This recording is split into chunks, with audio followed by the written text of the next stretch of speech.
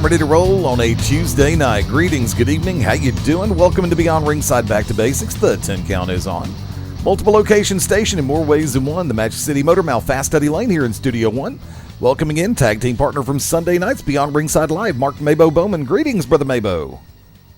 I thought it was called Back to Basics. I just said that. I thought you said the 10 count. It's both. Trust me on this one. Well, see, now all it does is just make me want to go get some McNuggets. They don't have a 10 count of McNuggets, and frankly, McNuggets are horrible. Yeah, they do. I'd rather go to Chick-fil-A. Well, yeah, who doesn't want to go to Chick-fil-A? But by the time I get to ordering at Chick-fil-A, it's just too expensive. First off, thank you to everybody listening in through BeyondRingside.com, as well as all the different methodologies available, including ProWrestlingRadio.net. Chaos all the way through the weekend. First off, I want to say thank you to everybody who came out to Pell City, Alabama for the Global Championship Wrestling Live Event. Brand new tag team champions, the combination of Mad Justice, Leon the Bull Stresser, Mad Dog Dan Sawyer, kind of taking things full circle in a number of different ways, with a victory over the Brotherhood, O'Hagan and O'Malley, as well as hashtag trending now, Ace Haven and Charles Zanders. Wait. I thought Sawyer retired. You were there when he announced that he wasn't going to go out that way. He'd gotten medical clearance from the doctors, and he was actually prepared to stay retired. But by the same token, when the doctors said, look, what you do is entirely on you, but we're going to give you a good bill of health at this point. And he came back and made the statement before the JYD a few months ago that there was no way that he could go out with the last memory that everybody has of him being carried out on a gurney, which I can understand that. That's as a competitive individual myself. Trust me, I respect that and I appreciate that. That's why he made the statement that he was going to get into the JYD Memorial, and he and Leon Stresser had teamed up and referred to themselves as Mad Justice, which actually is a cool name. Not really. We can agree to disagree. You have your opinion. I have mine. Yeah. Well, I'm just saying it sounds like, they maybe consulted a couple of the inbred children of Pell City on a name. I mean, to be honest with you, he's lucky he didn't end up on a stretcher again, thanks to the Brotherhood. I mean, he had to get that 7-foot-tall goof. Probably had his dadgum police weapons with him. No, he did not use the taser or the nightstick or the handcuffs. Oh, yeah. Sure, whatever. Matter of fact, of course, it was the Brotherhood who tried to cut corners. Yeah, you what? Yeah. Always put it on the Brotherhood, Eddie. Hey, they were the ones who brought out Veronica Fairchild, part of their group, and Veronica was the one who tried to stick her nose into everything and started trying to trip up Sawyer. Okay, first of all, I've known Veronica Fairchild for over a decade. Okay. Second of all, I wasn't there, but I can almost guarantee you this alleged tripping that you were speaking of, more than likely, because like I said, I know Veronica, she's a caring person, more than likely, who did she try to trip? Sawyer himself. Oh, okay. Well, as we all know, Sawyer has had back issues before, correct? And neck issues and all that stuff. Okay. And knee issues. Basically, the man's just a walking bag of brittle bones. All right? Wrapped in a less meaty center than what he used to have. More than likely, and he's getting up there too, he couldn't, bend down to tie his boots, or knowing him, he probably just forgot because of all the concussions and stuff. So she saw that the boot was untied. She stopped him from trying to. First of all, she probably saved his life, because knowing that big rubber klutz, he would have tripped and fell and hit his head again and been like, retirement. Oh, look, I'm back. So she saved him from that and embarrassing himself, which he walks into a building and embarrasses himself anyway. And she probably, stopped him from running and then went to tie his boot, lace his boot for him.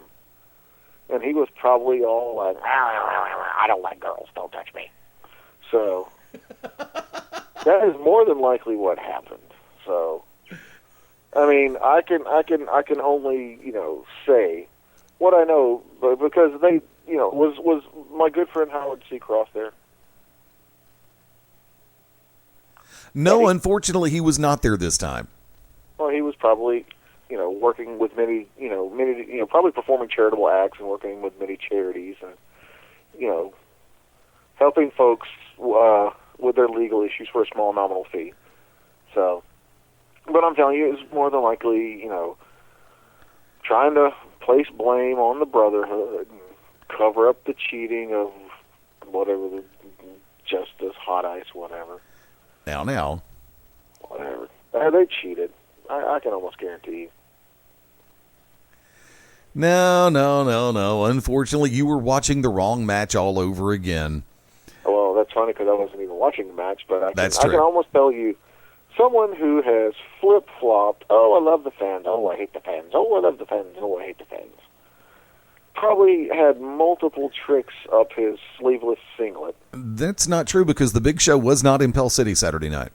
Yeah, well, I'm telling you right now, Mad Dog is the Big Show of the South. Okay. But I can guarantee you, he's always pulling the wool over folks' eyes, man. He shenanigans. And then everybody knows, I ain't trying to call into question what's his name. Oh, Lenny? you always do. What's his name? Lenny? Leon the Strudel? Bull Stresser. Lenny Stresser, whatever. Leon. Well, close enough. Okay, okay, brain. Anyway, I mean, look. My brain. There you go. My brain. I respect the boys in blue. The thin blue line or whatever it's called. I respect police officers and stuff like that. This Paul Blart, he looks like a Shar-Pei. He looks like a human Shar-Pei who's got so many wrinkles. It looks like he's got 8 packs of hot dogs on the back of his neck. This Paul Blart, disbarred small security cop, just, no. Can't trust him. I mean, anyone willing to bring in a taser and handcuffs, and in the past, I mean, come on. Shenanigans, you just don't want to admit it. You're probably on the take from Sawyer too. No, I highly doubt. I'm not on the take from anybody. You know better than that. You can be bought for a plate of wings. I cannot be bought. I can be rented, but I cannot be bought. Yeah, for a plate of wings. I'm sure. Yeah, sure. Okay, fine. I believe you. Okay. And besides, we all know, what are they? Was it hashtag Never Will Be's? Is that what their names are? Who's that? I don't know. What is it? The little skinny blonde girl and Edge Jr. Are you talking about hashtag trending now? Yeah, hashtag Never Will Be. Hashtag trending now. Everybody knows that, they're in collusion with Sawyer and Strudel. And Strudel? I can tell you right now, they probably,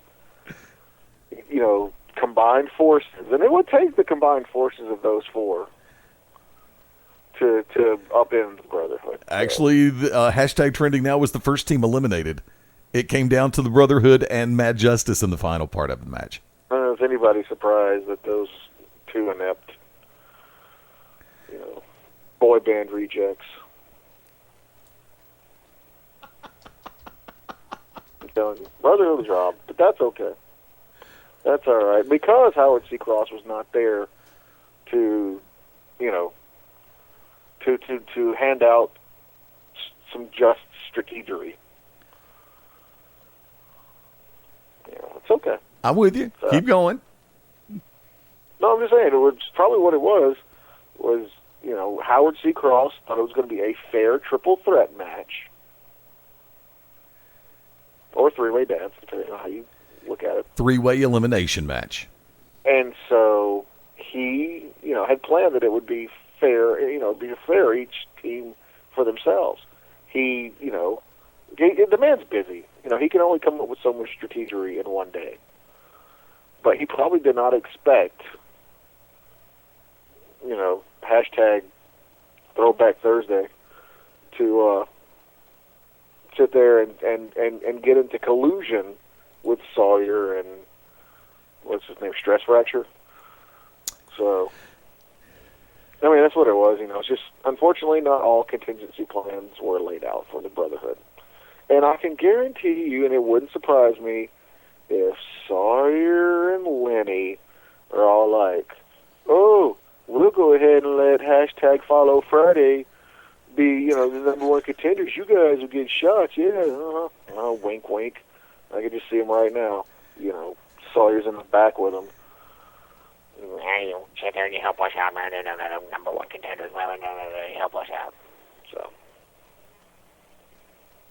But once again, want to say thank you to everybody who came out to Pell City this past Saturday night for Global Championship Wrestling. 7 big matches, had a lot of surprises in play. We only advertised 5.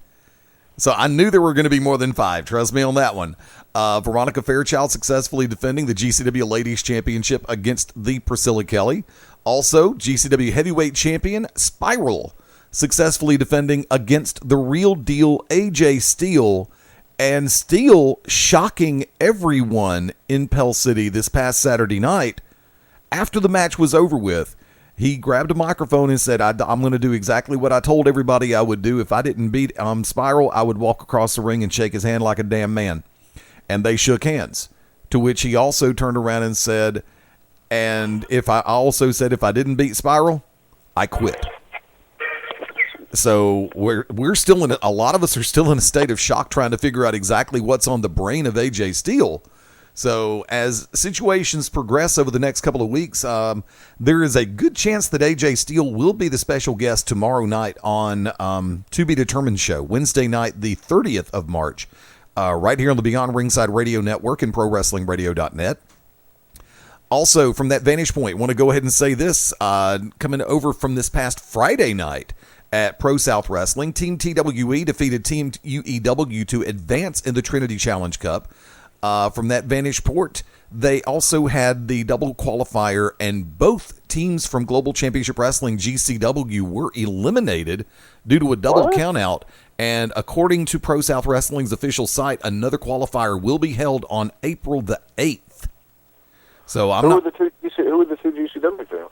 There were 2 teams from GCW. I don't have the note directly in front of me as to which ones they were. It was sent out in the main bulletin, which unfortunately I cannot find at this exact moment, even though I'm actually speaking very slowly. Here we go. Managed to find it. Let's pull it up. From there, GCW had 2 teams represented, Joey Lightning, Jesse Payne, and Mr. O'Hagan.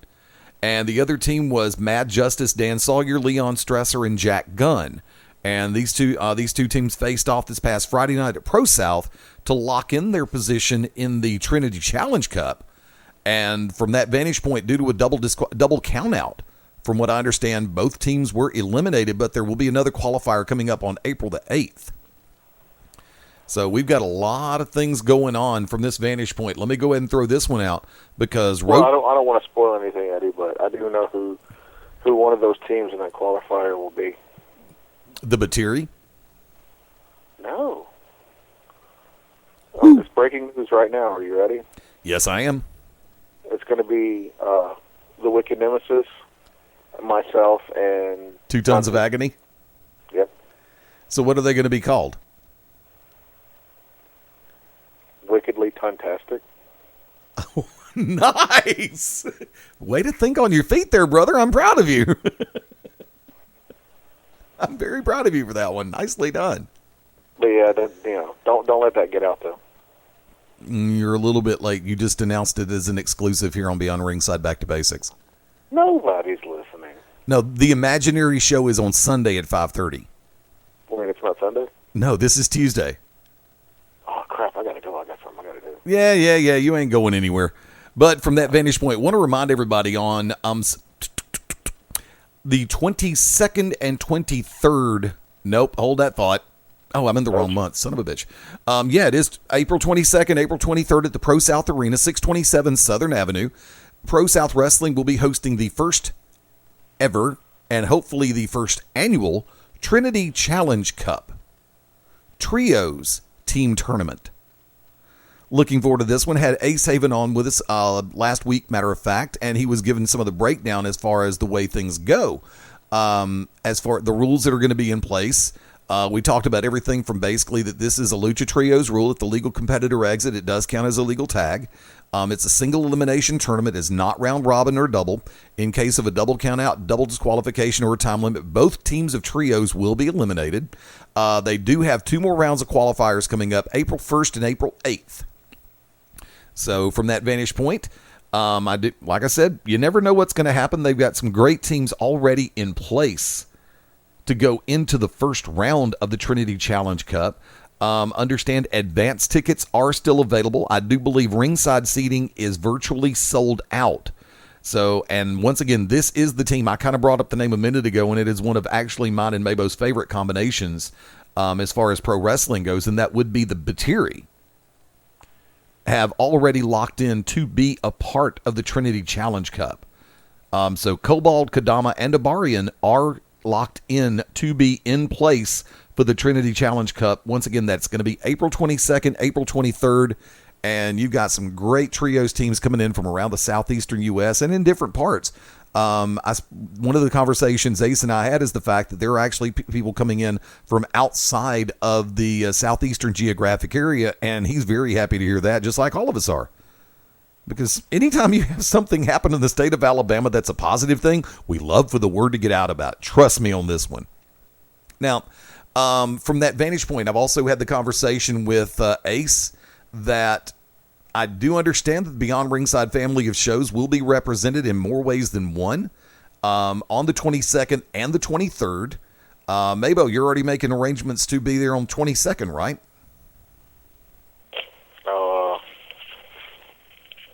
I don't know. That's what we talked about 2 weeks ago. If I'm not booked, I'm not going. Okay. Wow, Wick. Nicely played. But from that vantage point, of course, I will be... No, that's been a stamp from Beyond the Mat. Oh, okay. Okay. And still working on things for the 23rd at this point. I will probably... I'm more than likely either going to be there or on a road trip. We've had situations come up here at Studio One to where I believe that I'm going to be on a road trip in Georgia, but we're going to be working on crossing over. Trust me on that one. And I mean in a good way, not the way that the old television show on CBS was.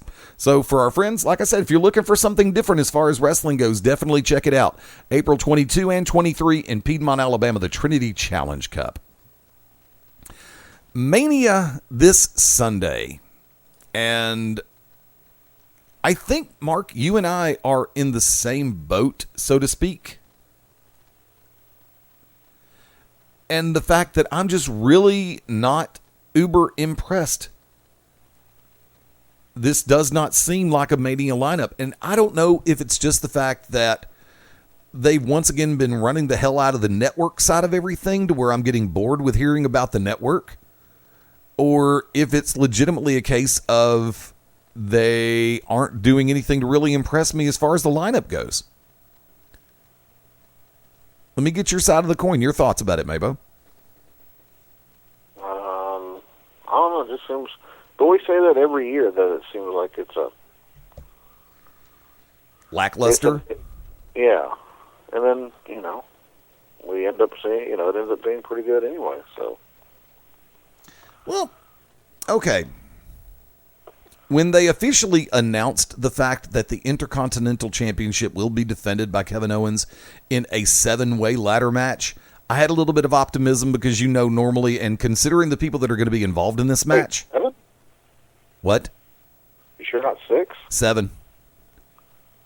Who's the 7? Kevin Owens, Dolph Ziggler, Sami Zayn, Miz, Stardust, Zack Ryder, Sin Cara. Okay, Zack Ryder was the one that went in the 6-man. Right.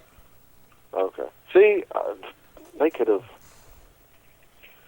had Owens on commentary, and they just really don't like Zack Ryder. This is probably going to be, I think, has he even ever done a WrestleMania?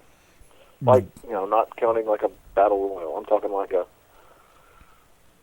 he's never had any kind of Mania moment. So this may be his Mania moment, and then he gets fired. Then they've also added to the main show itself Team Bella's Brie, Alicia, Natalia, and Paige versus Team Bad, Naomi, Tamina, Lana, and somebody they have not named yet in an 8 Divas tag match. It's Eva Marie. Okay, wait a minute. Excuse me. Gotta do this. You're going to put the Dudleys and the Usos on the pre-show, and you're going to put the 8 Divas tag match on the main. Really? Oh, wait a second. Okay. I just saw it is on the pre-show. I've heard there's going to be like 4 matches on the pre-show. Apparently the 20-man Andre the Giant Memorial Battle Royal is going to be on the pre-show. The Dudleys versus the Usos is going to be on the pre-show. And that's what I've got. Pre-show, Dudleys, Usos. Pre-show, Team Bad versus the Total Divas. Pre-show, 20-man. They're putting the Andre the Giant Memorial Battle Royal on the pre-show? I think they did last year as well. Yeah, they did. No, they put that on the main event. They put it on the main card. Did they? Remember, this is a 4-hour freaking show that they're doing. Wow. Okay. Triple H, Roman Reigns. Taker, Shane, Hell in a Cell. Featuring the Balor Club or Bulletproof. Let's just go straight up with what we know to begin with. I know. No, that's what I'm saying. It's going to happen. Okay. It can happen all day long. We don't know about that yet. Oh, I do. Okay. Spoiler boy. AJ Styles and Chris Jericho at Mania, confirmed. Yeah, but is it just going to be another match, or is it going to be stipulation? I do not know. They're already using the ladder for the Intercontinental title. And speaking of the U.S. title, Kalisto versus Ryback is going to be on the main show. And that's on the main show when and the other is not. The Battle Royal. I'm still like staggered due to the fact that the Dudleys versus the Usos is slated to go on the pre-show. Really?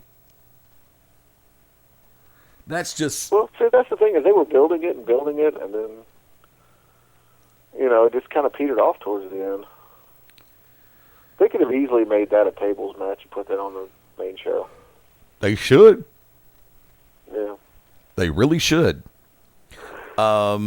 The Divas title match, Charlotte, Becky, Sasha, which... That still blows my mind. What? That's going to happen.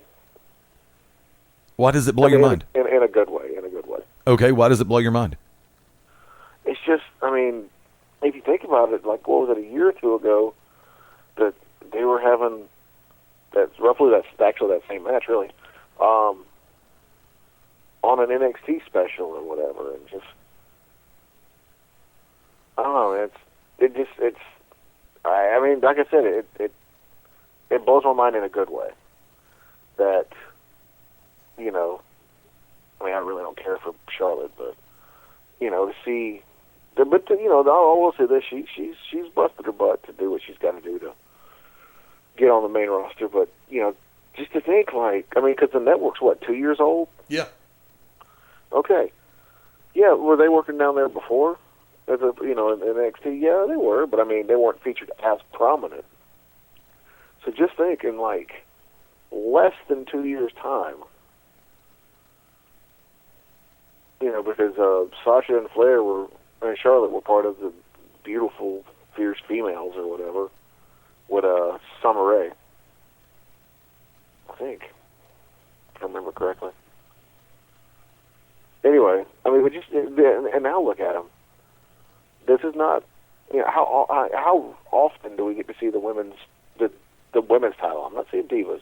Forget that. I'm tired of saying that. It's a women's title. It's the women's title.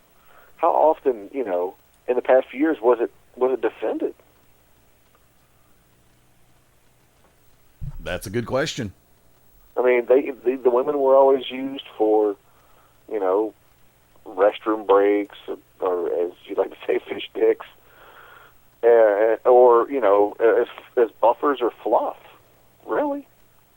in the cutesy battle royals or whatever. But look at it now. Mind blown.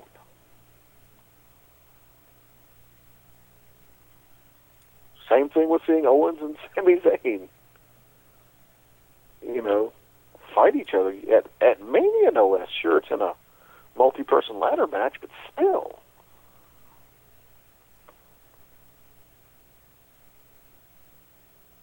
Yeah. I mean, I can understand the concept. I'm just, like I said, I'm not a big fan of the way that everything's been shaping out. I am, happy with the fact you're right. Okay, let me rewind for a second. If the case point scenario in play is, and for the record, yes, it is Eva Marie. Somebody forgot to change something on their little lineup. It wasn't me. To note the fact that Naomi, Tamina, Summer Rae, and Lana and Emma, now it's a 10 Divas tag match, Brie Bella, Paige, Natalya, Alicia Fox, and Eva Marie. Wait, whoa, start over again. Okay, What? I'm getting, I'm on Torch right now. So whoever's doing this particular page is an idiot. So that's where I'm reading the current lineup for Mania. In one section on the main show, where they've got a 8 Divas tag match, Brie, Alicia, Natalya, Paige versus Naomi, Tamina, Lana, and question mark. Then down below on pre-show, they've got Team Bad, Naomi, Tamina, Summer Rae, Lana, and Emma versus Brie, Paige, Natalya, Alicia, and Eva Marie. And I know you said you didn't see Raw last night, so I will go ahead and say this out loud anyway. It's not a spoiler in any capacity. If the front... no, hold on. Let's tell people why I didn't watch Raw last night. MaBo found a copy of a Deadpool movie on the Facebook, and he watched it over Raw because that's how awesome the Deadpool movie is. You've already seen it, haven't you?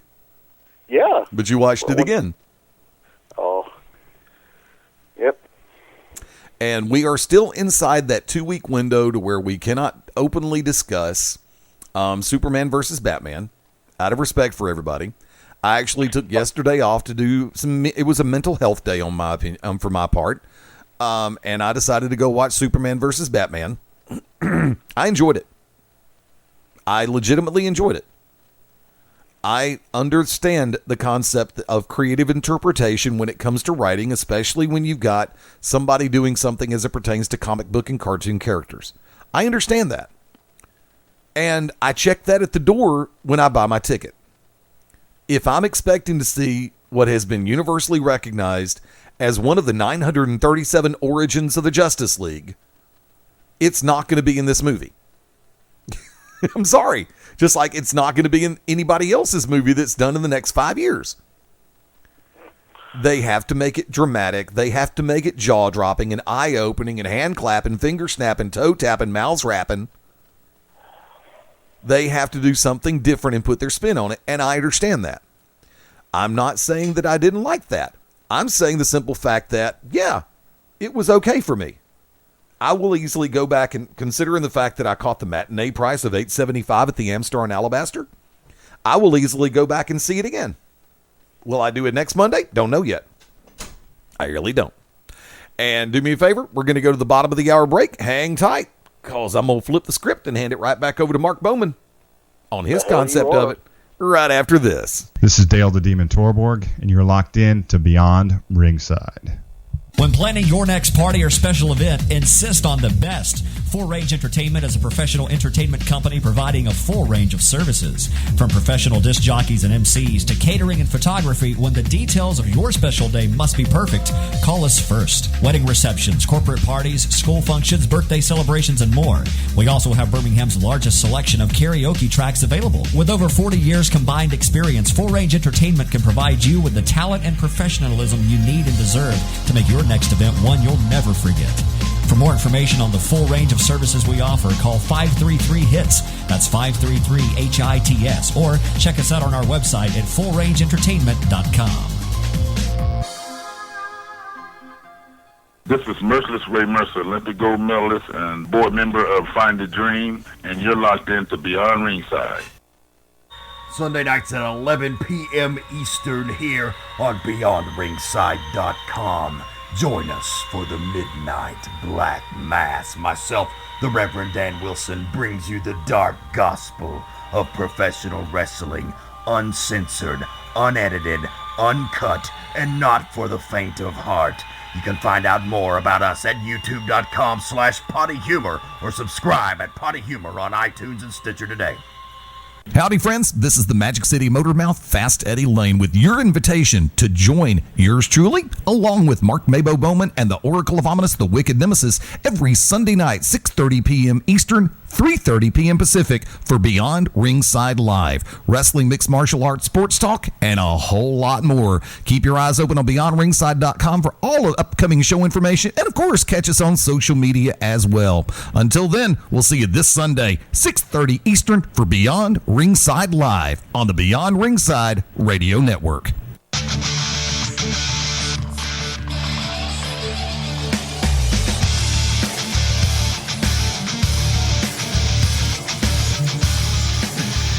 Let's do it. Right back into it on Beyond Ringside, Back to Basics on this Tuesday night, 29th day of March, 2016. Crazy weekend, and it's going to get even crazier. Fast Eddie Layne on this side of the board. Mark MaBo Bowman, welcome back, my friend. Was that my cue? Yes. Oh, sorry, the producer didn't give me my cue. We've just been doing this shtick for 9 years, I think. You know when your cue is. Sorry, producer didn't give me my cue. Missed my cue. Missed the spot. Botchamania. Okay. No, I'm just, as far as it goes, and let's take it from the top and look down this thing one more quick time as it stands. Reigns, Triple H. Almost making it. I've got to throw this one out there, and I'm probably going to get heat for doing this. Go home Raw before Mania.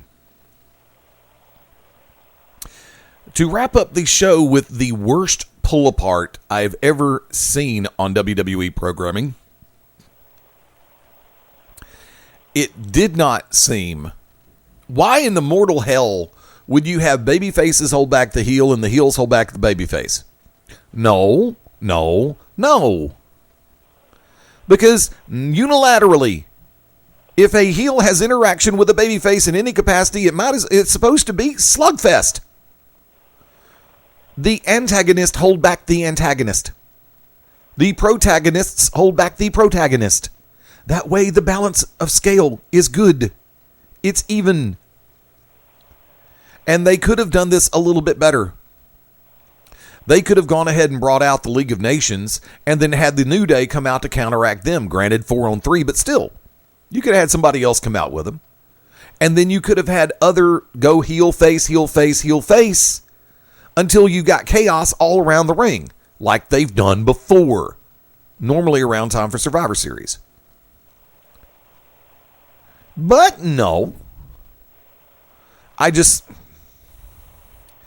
really hate to sound uber negative about Mania because legitimately it is one of my favorite times of the year. And maybe I'm using the E word in place a lot more than I normally would, and that would be expectations. We've got a lot of them going into this show. Let there be no doubt. I mean, legitimately speaking, I'm just going to go ahead and lay this out there. And I know we're going to do we're 99% chance we are going to be live Sunday, Central Time, 4 p.m. to 6 p.m. before Mania. It's going to be a multiple location station.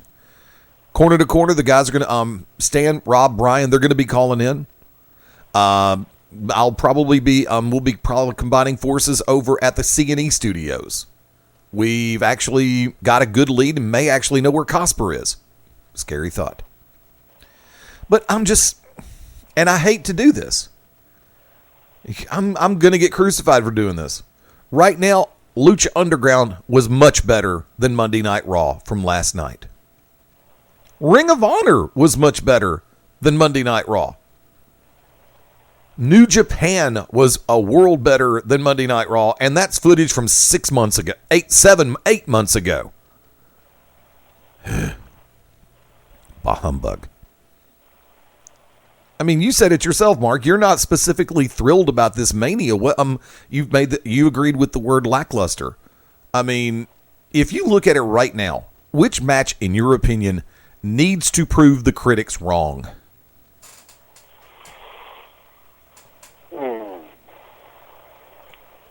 It's not really prove the critics wrong. It's just who actually gives a crap about some of these. I mean, nobody's going to give a crap about how many divas total now is it up to it? 10. Yeah, nobody's going to give a crap about that match. Prove them wrong. I don't know if there's any critics though that's talking about proving them wrong. I mean, you know, it's maybe the main event. You know, maybe that one, believe it or not. Because, I mean, everybody knows that the poop storm that's going to be the Hell in a Cell match, it's just going to be all over the place. Same thing with the Ambrose Lesnar match. Nobody's going to give a crap about the 20 Diva tag match. There's nobody to prove wrong because everybody knows that the women's triple threat match is going to be awesome. So, you know, you don't have to prove anybody wrong there. Honestly, as over as they are, nobody gives a crap about League of Nations New Day. Nobody really gives a crap about that match, so where does that leave? Okay. I mean, what other matches are there? So I don't think it's the ladder match. The ladder match. My glasses are caught in my hair. Son of a biscuit. Once again, it's one of those that, you know, everybody knows that it's going to be a car wreck. It's going to be a poop storm. Now, if it was, you know, like maybe it should be with Zayn versus Owens, you know I guess it'd have to prove the mainstream critics wrong. But once again, I mean, you have, 3 or 4 just, they're going to be crash and burn matches, so you don't have to prove anything to anybody with a crash and burn match. Everybody knows that the women's match is going to be awesome. Nobody cares about the multi-man tag match or the multi-diva tag match. So, if there is one that people are going to have to prove, it's going to have to be Reigns Triple H. I have to bring this one into play. Total subject change. And I want your input on this. I was listening to one of my favorite shows this morning. And longtime friends of mine, longtime listeners know what show that is in the mornings, NBC Sports Network, The Dan Patrick Show.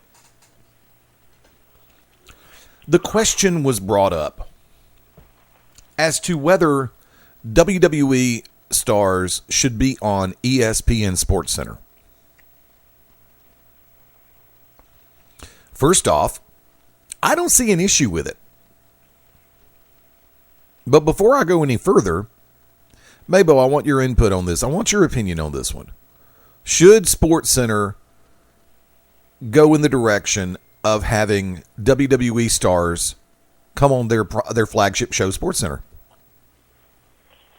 Well, I mean, you know, if you look at all the legitimate sports athletes that have been in the world of pro wrestling over the years, you know, Thurman Sparky Plug, you know, Mr. Touchdown, Dasher Hatfield, Sugar Dunkerton, Abe Knuckleball Schwartz, The Goon.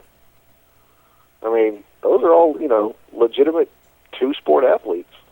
So, you know, I don't see why pro wrestling shouldn't be on there. Okay. I mean, they're still okay. That's like saying if you have someone from, and this is no knock on them, especially how the one guy from the Game of Thrones could probably squeeze my head right off my shoulders, but that's like saying when they have bodybuilders or strongman competition guys on there. With bodybuilders, there's no physicality. It's, hey, let's do, whatever we got to do, get all shredded and ripped, and then we'll get on there and be interviewed. Or, yes, there's a little bit more physicality with the strongman competitions, but not near as what's with, pro wrestling, sports entertainment, whatever it was. Okay, fine. If they're going to have strictly WWE people, it's called sports entertainment. The word is sports.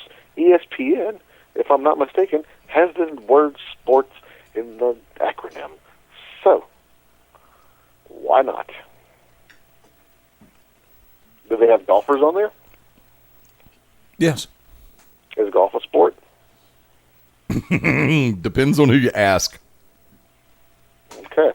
They have NASCAR on there. Depends on who you ask. That's what I was going to say, and because I know it's a touchy subject with you.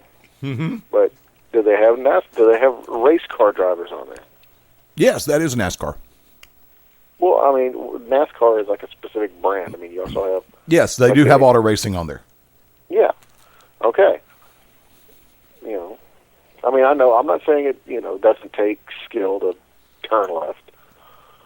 Trust me, half the people I see on the interstates, they don't really know which way they want to turn half the time. No kidding. But they have, most they have to do is train their bladders and how to hold their arms in a certain position. But still, they're on there. So why not? Oh, because it's, okay, I hate to use the F word, so let's go with it's predetermined. Right. I can point out so many instances in baseball, basketball, football, boxing, MMA, that's all predetermined. Let's look at bodybuilding. Let's go back to that. You're judged on your physical appearance, how you can strike a pose. And it's all predetermined by the judges. You know what I'm saying? The judges know what they're looking for. Exactly. Same thing with and once again, not a knock on gymnasts, but the judges know what they're looking for. They already have in their mind. They're already predetermined in their mind what to look for. So why not pro wrestling? Does it have to be on there all the time? No. Hell, back in the day, on ESPN, how many times did pro wrestling, how many different pro wrestling companies were on ESPN? I know at least of the AWA and World Class. And from there, don't forget ESPN Classic also ran Global Wrestling Federation, whatever that was out of Texas. Yeah, so. Yeah, Global Wrestling Federation, that's what it was. Sorry, not Jeff Jarrett's deal. That's Global Force. Thank you. Got discombobulated for a second. But see, Okay, here's why, so why not have pro wrestling on there? If you're going to say that these guys aren't athletes, I'm going to have to call BS, because they have to look good like bodybuilders, most of them, Kevin Owens, but they have to have a peak physical look like a bodybuilder. They have to be able to take hits like a prize fighter, a football player, or an MMA person. They have to be able to tumble, dive, twist, turn like a gymnast, like a professional diver.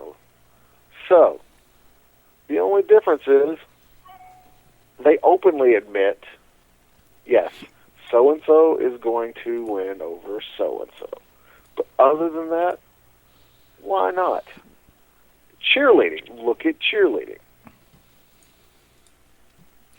And speaking of another sport in particular, before I put my side of the coin out on what was said this morning and the entire subject, Saturday, April 2nd, Birmingham, Alabama at the Zamora Shrine Temple, 3521 Ratliff Road. Ratliff? Ratliff. Oh, Ratliff. I was about to say, I didn't think that So I've been on that road, and I didn't think it was called Rat Lip, but okay. Birmingham's roller derby queens make the return back to the curves. The Tragic City Rollers 2016 season is underway. Wish I could be there. Would love to. This Saturday night, doors 6 p.m. The bout starts at 7. The Tragic City All-Stars take on the Dixie Derby Girls at the Zamora Shrine Temple. Tickets. What time now? Doors open at 6. The bout starts at 7. Oh, for some reason, man, I thought you said Saturday morning. No, Saturday night. 6 p.m., 7 p.m. Well, that's where I was like, I swear I thought you said Saturday morning, and I was like, I was going to say, well, if I didn't have to wait on the cable guy. There you go. But this Saturday night, April 2nd, the Zamora Shrine Temple on Ratliff Road. Doors 6 p.m. The bout starts at 7. The Tragic City Rollers, the Tragic City All-Stars take on the Dixie Derby Girls.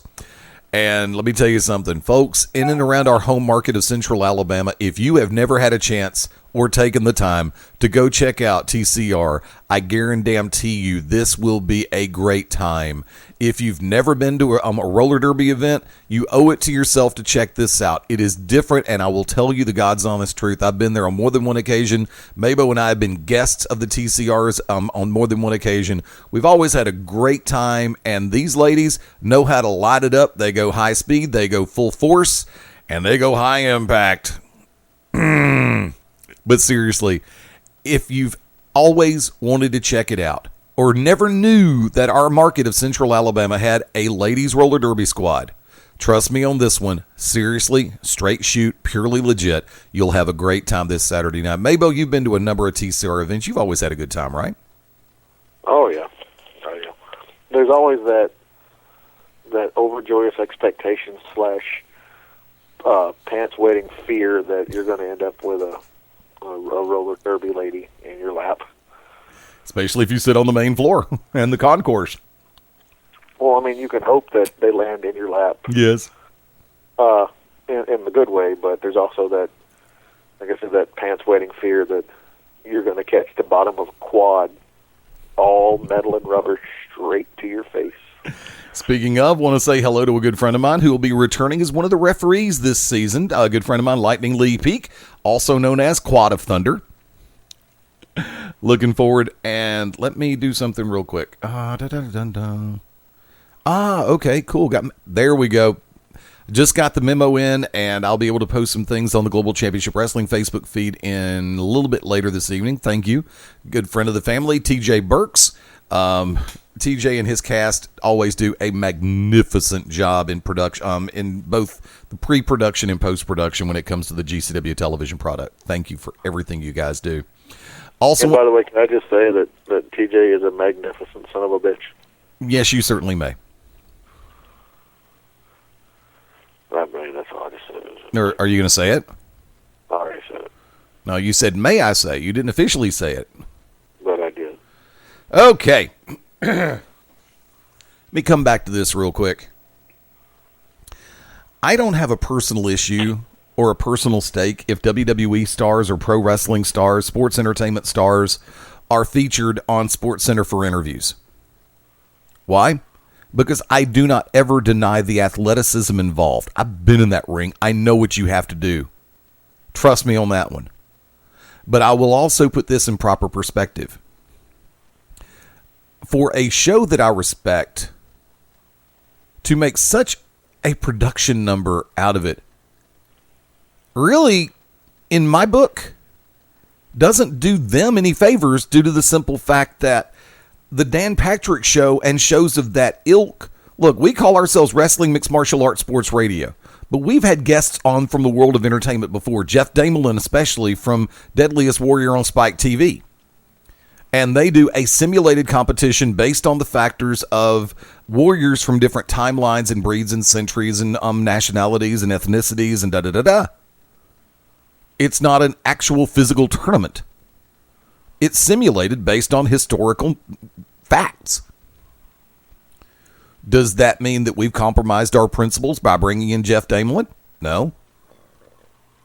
No, because Deadliest Warrior was cool as hell, and it's something that a majority of people that listen to this frequency enjoy. Yep. Wish it could have stayed on longer. You and me both. And case point scenario, when we had Coolio on this show, Coolio was on not to promote a record, not to promote a movie, but he was on to promote an upcoming fight that he was a part of, a celebrity charity boxing fight. Now, would I hesitate to have someone in from the world of entertainment just to promote a record or something like that? Hell no, I wouldn't hesitate. But I'd never call out another show, not even on the flagship, the mothership of ESPN, for doing it. The times have changed. Now, and to which I will sit back and say, there is no difference on God's creation between SportsCenter actually, yeah, there's a little bit of a big difference there. Hold on, let me stop that before I go any further. Yeah, there is a difference between WWE between SportsCenter bringing in John Cena or Brock Lesnar or Cesaro or Vince McMahon, as opposed to the Dan Patrick Show bringing on Will Ferrell, Brooklyn Decker, Mark Wahlberg. Those are actors in the truest sense of the word. Now, if Will's coming on to promote Talladega Nights, that's one thing, because that is a sports-ish comedy movie. If you're bringing on somebody to promote a sports-related movie, that's an entirely different ballgame. But when Mark Wahlberg comes on to promote Daddy's Home, or when Brooklyn Decker comes on to promote her upcoming appearance in the Sports Illustrated swimsuit issue, no, you really have no ground to cast stones. Hey, Brooklyn Decker can show up anytime she wants. Oh, no, I admit Brooklyn Decker's freaking beautiful. I got no issue with that. I have an issue with if she wants to come on and promote her mustard potato salad recipe, I'll be like, all right. And like I said, this is nothing personal in the overall scheme of thing against Dan Patrick or Paul Pabst, Seton O'Connor, Andrew Perloff, or Todd Fritz. I just think that they cheapen themselves by putting out an argument saying, should SportsCenter bring WWE stars on, when the Dan Patrick Show itself makes it a regular habit to bring non-sports related stars on for non-sports related interviews. And I mean, it's not like it's like an everyday thing. I mean, it's WrestleMania. Everybody knows this is WrestleMania season, so it makes sense to bring them on. And just like if SummerSlam, their second or third biggest, just depending. They never really push Royal Rumble, but on other like a ESPN. But I mean, it 2 times a year.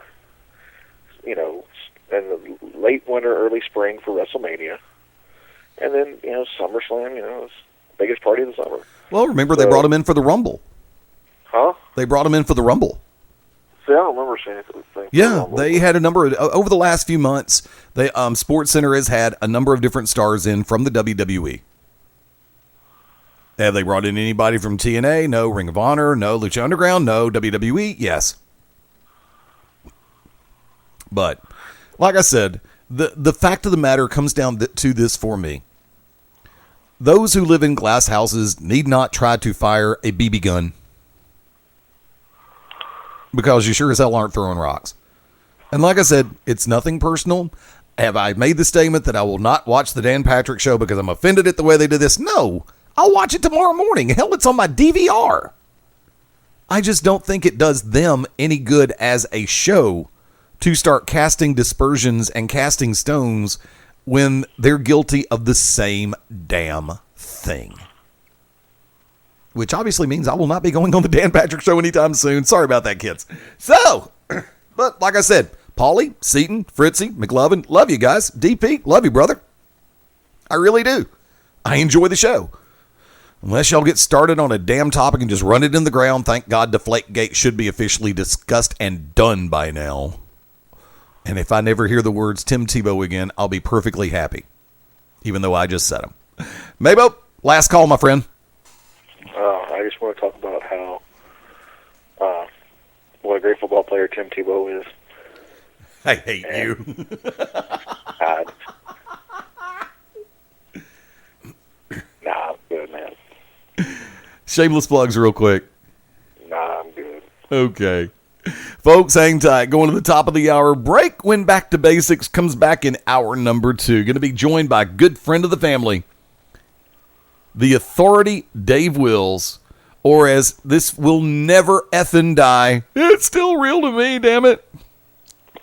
And we'll be back on the Beyond Ringside Radio Network right after this. What's up, everybody? This is Jimmy Rave, and you're listening to the only Jimmy Rave-approved radio show. You're locked in to Beyond Ringside. The To Be Determined show live Wednesday nights, 9 Central Standard Time. Join myself, the Oracle of Ominous, the Wicked Nemesis, the Grand Design, Clyde Braddock, and the Magic City Monroe, Fast Eddie Layne, as we take you to the edge of uncensored. Yes, we go uncensored, so make sure you have your earmuffs.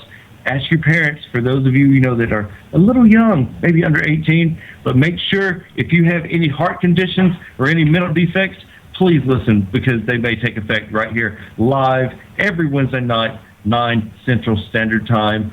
Beyond Ringside Radio Network, beyondringside.com. 2010, after 2 years of constant bullying, 11-year-old Ty Smalley took his own life. In the past 7 years, more than 55,000 children have taken their own lives due to bullying. That's 22 youth suicides every day. Stand for the Silent is a grassroots organization that educates people about the harsh reality of bullying and the devastation it causes, and they need your help.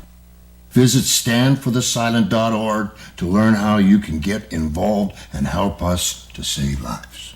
I stand for the silent. I stand for the silent. I stand for the silent. I stand for the silent. I stand for the silent. I stand for the silent. I stand for the silent. I stand for the silent. I stand for the silent. I stand for the silent. I'm Roddy Piper, and we stand for the silent. Hello again, everybody, and this is Stan Grubb for Corner to Corner Radio for the Beyond Ringside Radio Network.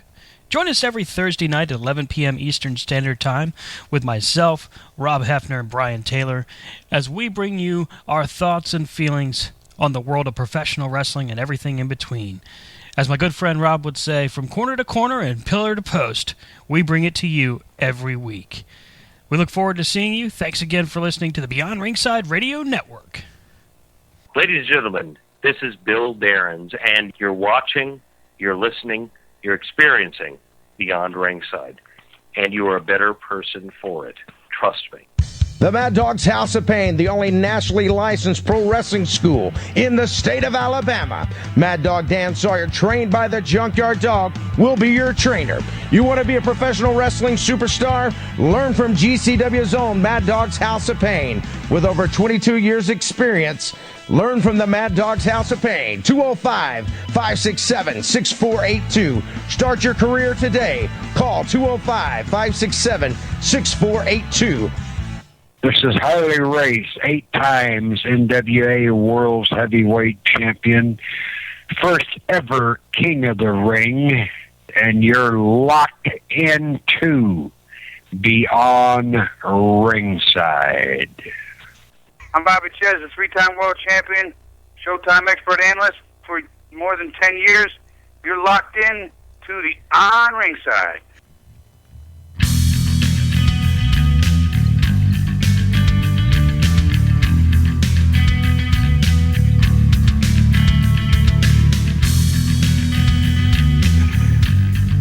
On this 29th day of March 2016, welcome back in Hour 2, Beyond Ringside Back to Basics underway. Live from Studio 1, the Magic City Motor Mouth Fast Eddie Layne behind the control panel. Thank you to everybody listening in through BeyondRingside.com, the Beyond Ringside Radio app for Amazon, Android, and BlackBerry devices, through TuneIn Radio and their mobile app, as well as Shoutcast, as well as Ustream this evening. All systems are go. Like to welcome in good friend of the family and a respected colleague, the Authority, Dave Wills. Dave, how you doing tonight? Make a difference, Rush. I want to talk to you about that kind of election, how all these people are saying things that shouldn't be. You can get us in shortwave too on Back to Basics. We're going real back to basics. Pull us up on the 8 tracks. How you doing, Fast Eddie Layne? I'd be the first one to sit back and say, you can talk about my wife, just don't talk about my mother. She's gonna get your ass kicked. Your wife? Who's your wife? Exactly. What are we talking about? I have one of those. I better double check the inventory here. Damn, I must be overstocked on some things. But if I had a wife, guarantee I'd be understocked on a lot of things. But Easy Tech Cruise. Hey, That's a different story for a different program. I can grow facial hair. Leave me alone. He's cruising for something. Apparently, 5 different women. There you go. Now that I've pissed off the neocons. Anyway, which is nothing new.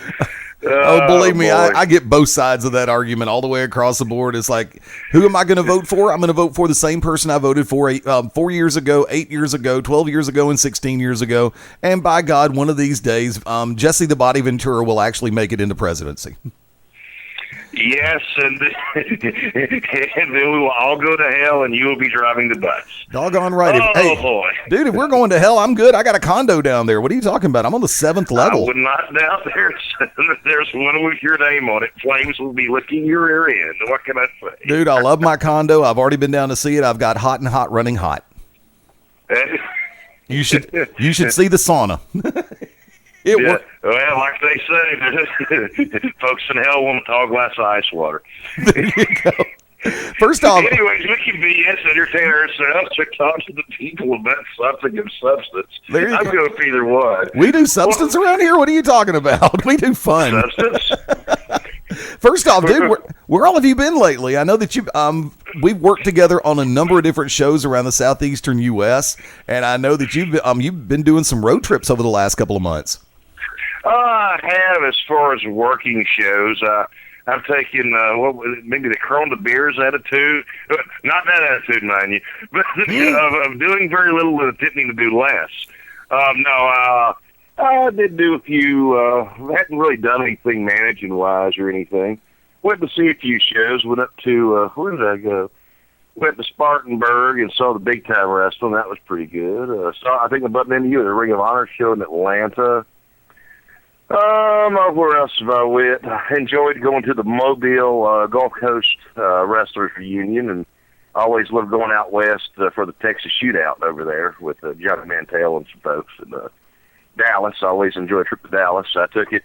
I beat the rush. While everybody else is going into this week for WrestleMania, I went ahead and got to Dallas and had some fun, enjoyed myself, and got on out. So haven't been doing a whole lot as far as wrestling, working-wise, but been watching a little, not too much, just a little bit. Yeah, I know that the entire scenario as far as you and road trips go, I know you and I bumped into each other, had a great conversation. There's basically, I'm not going to say it like that. Dude, two friends had a chance to hang out for a little while at the Ring of Honor show, and it's always great to be able to hang out with you. And before that, I know that... Go ahead. That was an excellent show. I was going to say, that was an excellent show anyways. It was. Because when you get right down to it, that was where they had Doc and Machine Gun Carl Anderson and AJ's last shows and everything, which was kind of cool to be able to be a part of that. And, I got to meet some Ring of Honor folks, got to meet, always great to see BJ Whitmer and Stokely Hathaway. Love those guys. They're some great dudes and everything. Got to meet Maida Scott. Me and my buddy Craig walked up to her and goes, "It's Maida! It's Maida! It's Maida time!" I don't think she was entirely happy about that. she retweeted something I said, so oh well. And then we got to see, meet quite a few people and everything. Matt Sedal was cool. And, the Young Bucks were very nice. I'm sure I'll get heat over that, but for my buddy James, he doesn't seem to like them very much. But I mean, hey, they were cool to me. I can disagree with you on, whether you like Folgers or Maxwell House or Sanka, but if someone's cool to me, I'm cool back. I'm not into business full time, so I'm kind of, it's what it is. Yeah, I understand that Ring of Honor show. Had a chance to hang out and talk with good friends, Corey Hollis. Of course, he and I've worked together on shows for a number of years. He's been, and he's a hell of a talent too, man. He really is. He's another guy who needs to get his due and everything. Great guy. And I tell you the truth, if the situation would have prevailed, I would have been up at PWX when they did the War Games match recently, because everybody who has seen that match and has posted anything about it has had rave reviews. And I really enjoy the factor of when somebody can take a match such as a War Games format match and pull it off right. Absolutely. Rave reviews named for Jimmy Rave because of his outstanding performances in Georgia last year and there you go. Beyond. But you know, very, very true as far as that goes. You know, I saw a little PWX, hadn't seen a whole lot, got to go to WrestleCade around December. That was a fun time for sure. Or Thanksgiving, I believe it was. Now, that was always a great trip to go to and see, you know. Now, before But that, yeah, man. I'm sorry about that. Before that, you and I actually, of course, were working with Peach State Wrestling Alliance, where you were the moderator for the James Cornette Experience. Yes. That was one where I got to go up there and sit as the fan next to Jim Cornette, and I got to go in there, and he did all the work. You know, it's like I tell people, it's great work. You can get it, but I enjoyed it. Hey, it was great, you know. But you know, that was real fun. Enjoyed that. They got to. Jim's a great guy. I've talked to Jim here and there and all, and he's always been super cool to me and everything. And his buddy Kenny Bowman is hilarious. Get the book if you have it. Get the book. Plug. There you go, Kenny. I plugged the book. No, I'm serious. It's phenomenal. Makes me laugh. I'll tell you another book. I actually read it earlier today. They have a new ebook out by JTG. Talking about, can't believe I wrote this or something. Man, he's a funny dude, man. Talking about ribs and stuff. People throwing little lit rolls of toilet paper in there. Don't even think about it. But while you're doing the job, while you're on the job, talking about how Armando Estrada had stole his mattress and put it in somebody else's room. I'm like, boy, I tell you, if I didn't like my neighbors or people I was hanging out with, I could cause a lot of trouble here. Yeah, really. But I won't. Now, David, I got to ask you, and you knew I was going to bring this up because we had the conversation this morning. We also spoke a little bit off the air, and I kind of brought this up during the previous segment of the program, where one of my favorite shows and what I officially call one of my favorite reasons to be almost late to work in the mornings, the Dan Patrick Show. Yeah, really. I mean, I love the cast. It's WrestleMania week. Let's everybody jump on the bandwagon. There you go. And taking everything else they did this morning out of the equation when Seton O'Connor and Polly Pabst played your original soundbite of "It's Still Real to Me, Damn It," then turned around and also played the bites of I'm saying thank you to Terry Funk and everybody in that scenario that you were in. I'm sitting back going, wow, this has surreal. It really, in my opinion, from the outside looking in from the perspective, it is surreal because you said something in our conversation pre-show that you still can't believe that this thing has taken on such a life of its own, and that was the original videos in play, right, Dave? I mean, it's a grown legs. That happened like 2010, maybe. Well, Tosh was 2010. I think the video was like 2006 and everything. Okay. And it's 10 years later thereabout, and it's still, well, I won't say it's sort of be damn it for pop or anything, but it's still out there. It's unreal, the fact of viral videos and sound bites and memes just going nuts in the world. I'm fascinated by it too, how someone can be a star just accidentally. It happened to me. I mean, you know, is it a good or a bad thing? Well, I guess it depends on your perspective. If people are, you know, online, you know, making fun of you, thinking wrestling's real, do you think wrestling's real and you live in your mama's basement or whatever? So be it. I got broad shoulders. I was a nerd in high school. And same here. Unfortunately, I still find my nerd card in the back pocket. Woo, boy, do I ever. But at the same time, you know, hey, I got to ring announce a match with Jerry Lawler and Dusty Rhodes, you know, the Dream. So, hey, you know, it ain't too bad. I got to, you know, do some stuff with Peach State. I'm interviewing with Vinny Layne. Hey, it's great stuff, you know. Well, I mean, and also you were one of the regular managers for a while for Total Protection, Mr. Hughes, Curtis Hughes. Yes, absolutely. I came back for the show at WWA 4. I think it was New Year's, maybe. That is one outstanding organization. And I'm not putting them over because I, did some stuff or called matches for a while or because I like Curtis or whatever. But at the end of the day, look at the talent they're turning out. Look at folks who are going all kind of places, A lot of their talent is really, really showing up all over the place. Heath Slater was one of the first guys who, they started talking about. Now, you got Apollo Crews. It just continues just to grow and everything. And I'm waiting to see guys like one of Cruz's first partners when he was Uha Nation. One of the very first tag teams I saw down there when I came back one time was the tag team of Nation and Magic, who is now Apollo Crews and Black Baron. Right. And I think Baron is fantastic, and it's great to see him getting out and doing some shows. Jonathan Gresham, who was Jonathan Davis for a long time in the Georgia area, he's doing some stuff of Ring of Honor. So many others who just come in there for a little bit and head out. I think that Odison, who is there, is going to be a really big star one of these days. As soon as he gets, more recognition, I know he's doing some more traveling and all. I know he had some injuries, but I'm really impressed with him.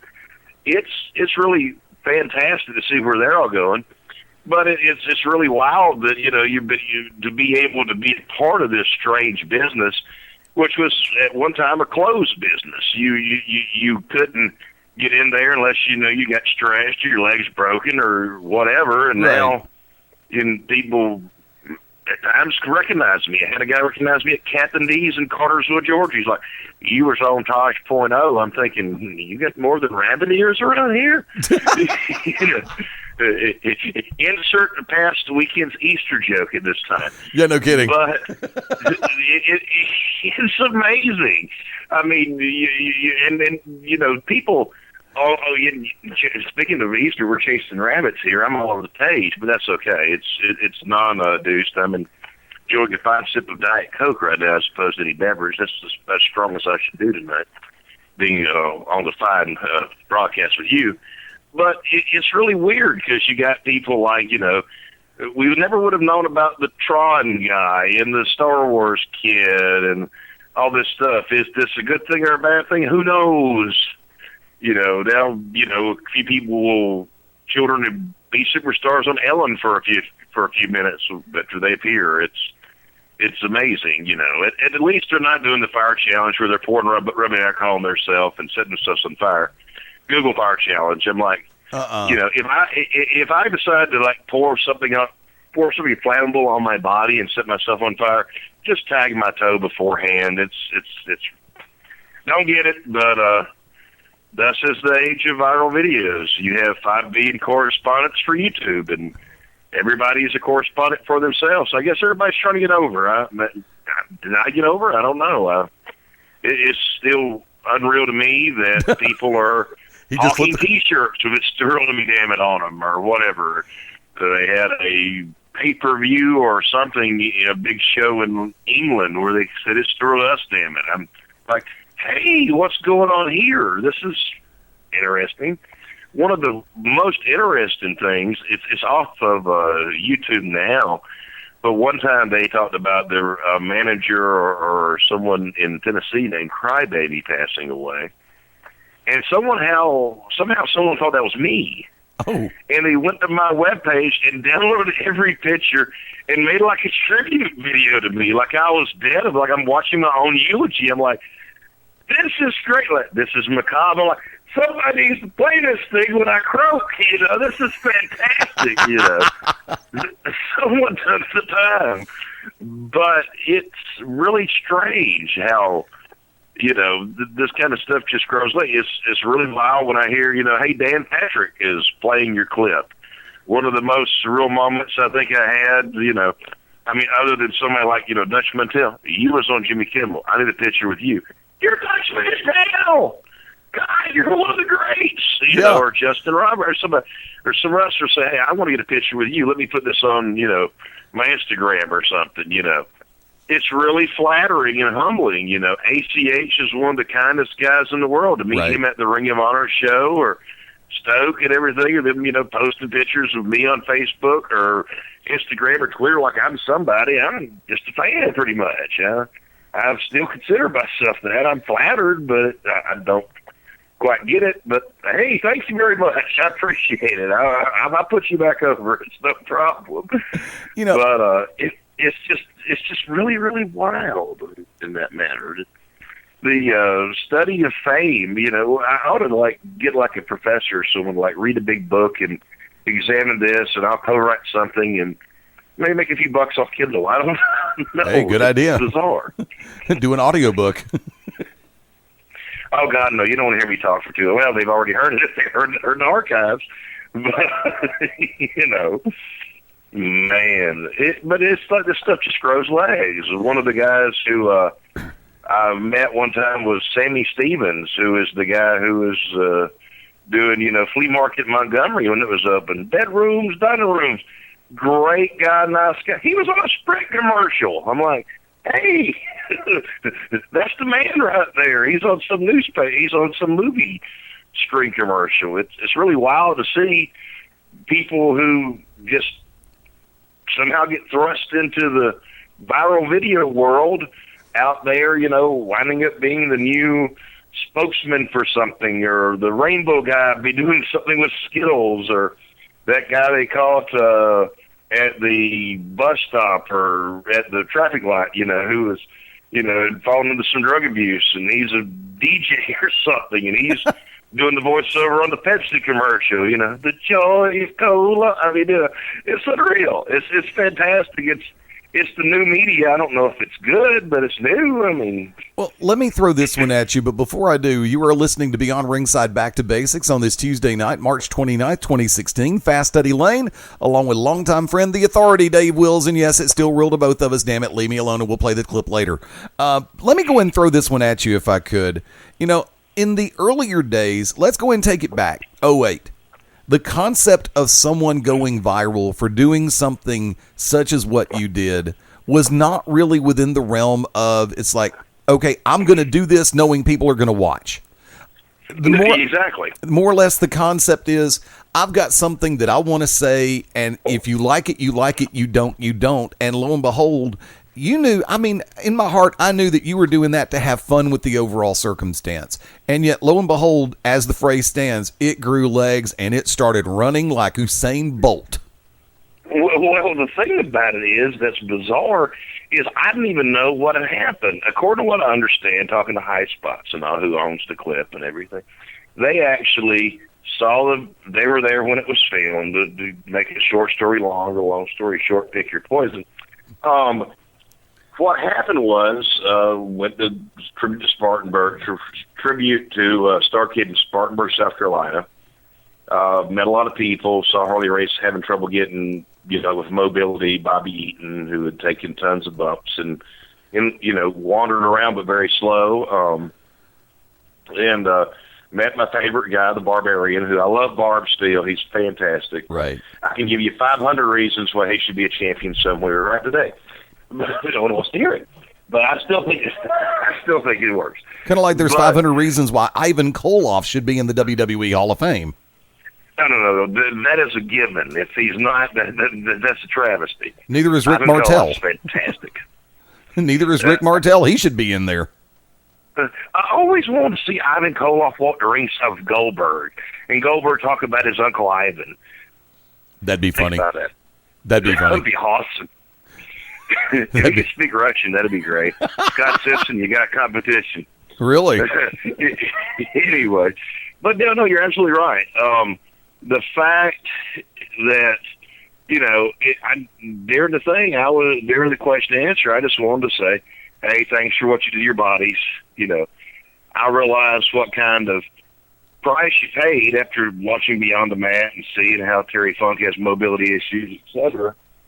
How can you not think about that and say, wow, the guys give it themselves, and sure they know what they're doing, and sure they're having some issues later, and yeah, they got compensated for it. But still, they're taking bumps like 6 foot off the ground, miniature car crashes, for entertainment. If wrestling's done right, it's great. You get to see drama, you get to see athleticism, you get to see strong men. It's like a hybrid of pick your greatest entertainment. People talk about Batman and Superman.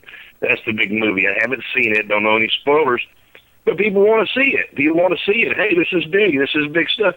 You go to a wrestling show, you can actually see larger-than-life characters. You can see acrobatism. You can see acrobats, athleticism, all this stuff right in front of you. And for some places, if you go, your admission's $10? Yeah. You go to a movie, it's like $15 to see some big feature. Yeah. And you get 2 hours entertainment. Now, granted, some shows will give you, 2.5 hours. Some shows will try to give you 4. Right. But at the same time, you're not going to see acrobats performing live in front of you for that price. A hybrid of entertainment is what pro wrestling is, without a doubt. But at the same time, like I said, when it's done wrong, it's pretty horrible stuff. But it's just that, getting back to the question, which I've forgotten almost. No, like you said, it grew legs. I just want to thank him for what they did to their bodies. Thank them for, their sacrifice. I got a little choked up. Sure I did. But I didn't think anything of it. Found out my high spots. They felt the same way I did. Spliced a clip. Somebody out there who I don't know who this person is, but I'll blame them, this unnamed soul, decided to splice the clip again where it looks like, I don't know if wrestling's predetermined or not. If I don't know that I will never say wrestling's fake. There's been too much death and injury in wrestling to say that. And, is wrestling fake? Well, is J.R. Ewing fake? Is the Empire fake? Hey, I'm being entertained. It's not whether it's accurate. I mean, if that's the case, we'd only see nonfiction. You wouldn't see a Batman versus Superman movie. The Avengers would not exist. You wouldn't see Fast and Furious. These are all made-up stories. It's all work. But it's just all around. So someone spliced it. It went viral. It went to E-Bombs World and other places. Kimmel got a hold of it. They invited me out there. They found I was, I guess, somewhat normal, I guess you could say, or not some kind of lunatic that they really, they said, well, come on anyways. I'm like, I have an inspection at work. I was dealing in facilities management, and we had some inspections at the Emory Hospital at the time, or Emory Clinics at the time. So I had to be at work. I don't want to be a mark for myself, but hey, I this is fine and dandy and everything, but it's not like I'm getting royalties every time this clip is paid. Right. Oh, but if I was... Oh, if you were... I'd have as much as Donald Trump. Okay. But it's just... And probably as many delegates. What? And probably as many delegates. Probably in the Kasich level. I don't think I'd get to get a Trump level. I'd be like Eddie Gilbert. I light up a fireball. Everybody can feel the burn. No. Oh, wow. You went there. Continue. I went there. Well, I went there. At least the FBI hadn't went there to see Hillary yet. But that's a different story. Still, don't get me started on that, please. Now that I've torqued everybody off, I'm equal opportunity offender now. You can figure out who I'm voting for. I voted for Eddie Layne. Thank you. I haven't endorsed Eddie Layne for something. I don't know what. Your buffalo wings are in the mail. I don't do cash bribes. In the mail? Your buffalo wings are in the mail. I don't do cash bribes or check bribes. I do food bribes.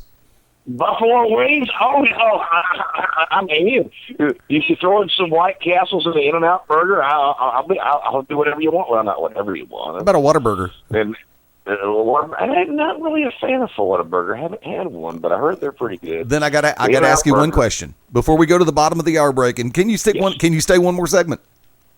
Yes, absolutely. Okay. I'll stay anytime you like. Okay, we talk about bribes. We talk about payola. So I would have to go ahead and bring back the classic phrase. And we're going to out on this one. What would you do for a Klondike bar? And we'll be back on Back to Basics right after this. Sunday nights at 11 p.m. Eastern here on BeyondRingside.com. Join us for the Midnight Black Mass. Myself, the Reverend Dan Wilson, brings you the dark gospel of professional wrestling, uncensored, unedited, uncut, and not for the faint of heart. You can find out more about us at youtube.com/pottyhumor or subscribe at Potty Humor on iTunes and Stitcher today.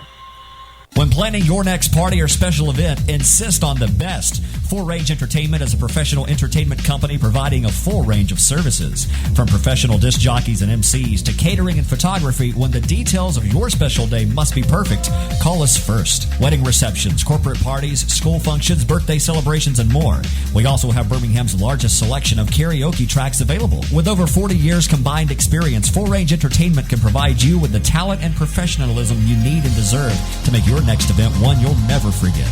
For more information on the full range of services we offer, call 533-HITS. That's 533-HITS. Or check us out on our website at fullrangeentertainment.com. What's up, everybody? This is the Master of Malice, Mark James, and you are locked in to Beyond Ringside. And this is Kenny Kip Kennedy, Master of Kenny's Kempo Karate. Hier spricht Tassilo Jung von Western Extreme Wrestling. This is the Dark Child, Chance Crawford, NWA National Heavyweight Champion. This is the Temptation, Sean Tempers. This is Jacoby Boykins, a.k.a. the Alabama Ambassador, Mr. 256. This is the Bee's Knees, the Casper Pajamas, and the whole shebang. Johnny Gargano. This is Bill Darrens, and you're watching, you're listening, you're experiencing Beyond Ringside. And you are a better person for it. Trust me.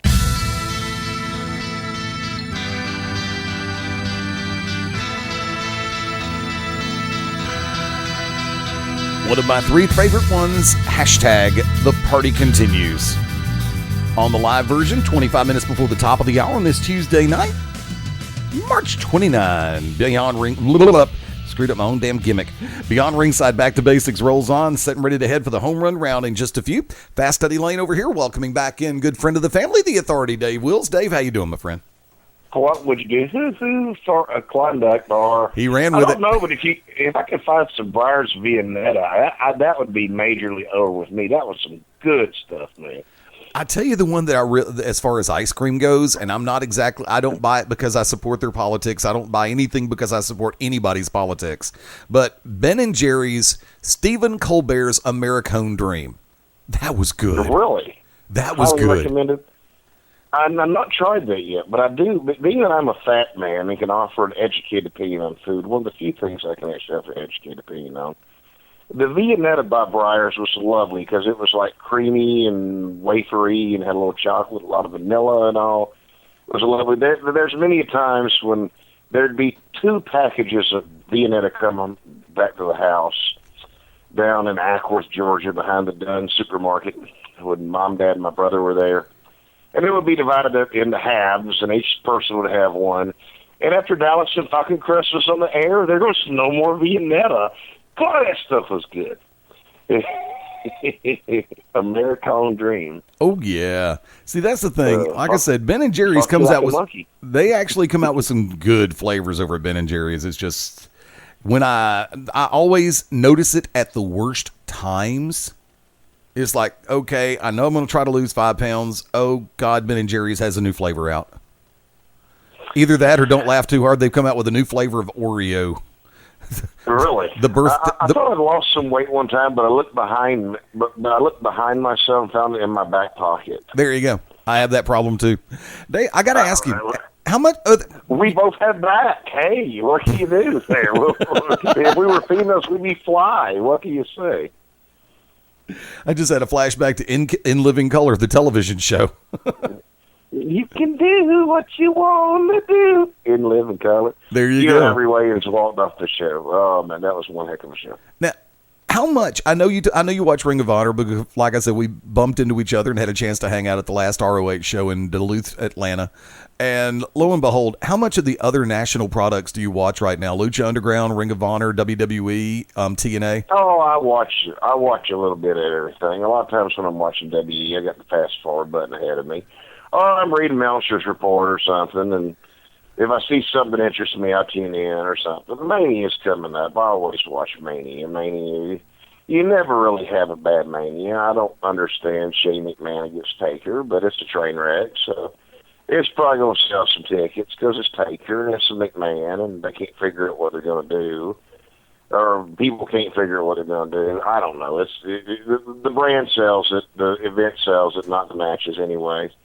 So it's going to be interesting, so I'll tune into that. But Lucha Underground, I've seen a little bit of it. Great athleticism. I got to meet PJ Black a while back, and also worked a show of him in Dallas, Texas. And Brian Cage, let me tell you, that is one huge man. Yeah. I tell you, his muscles have muscles. It was unreal.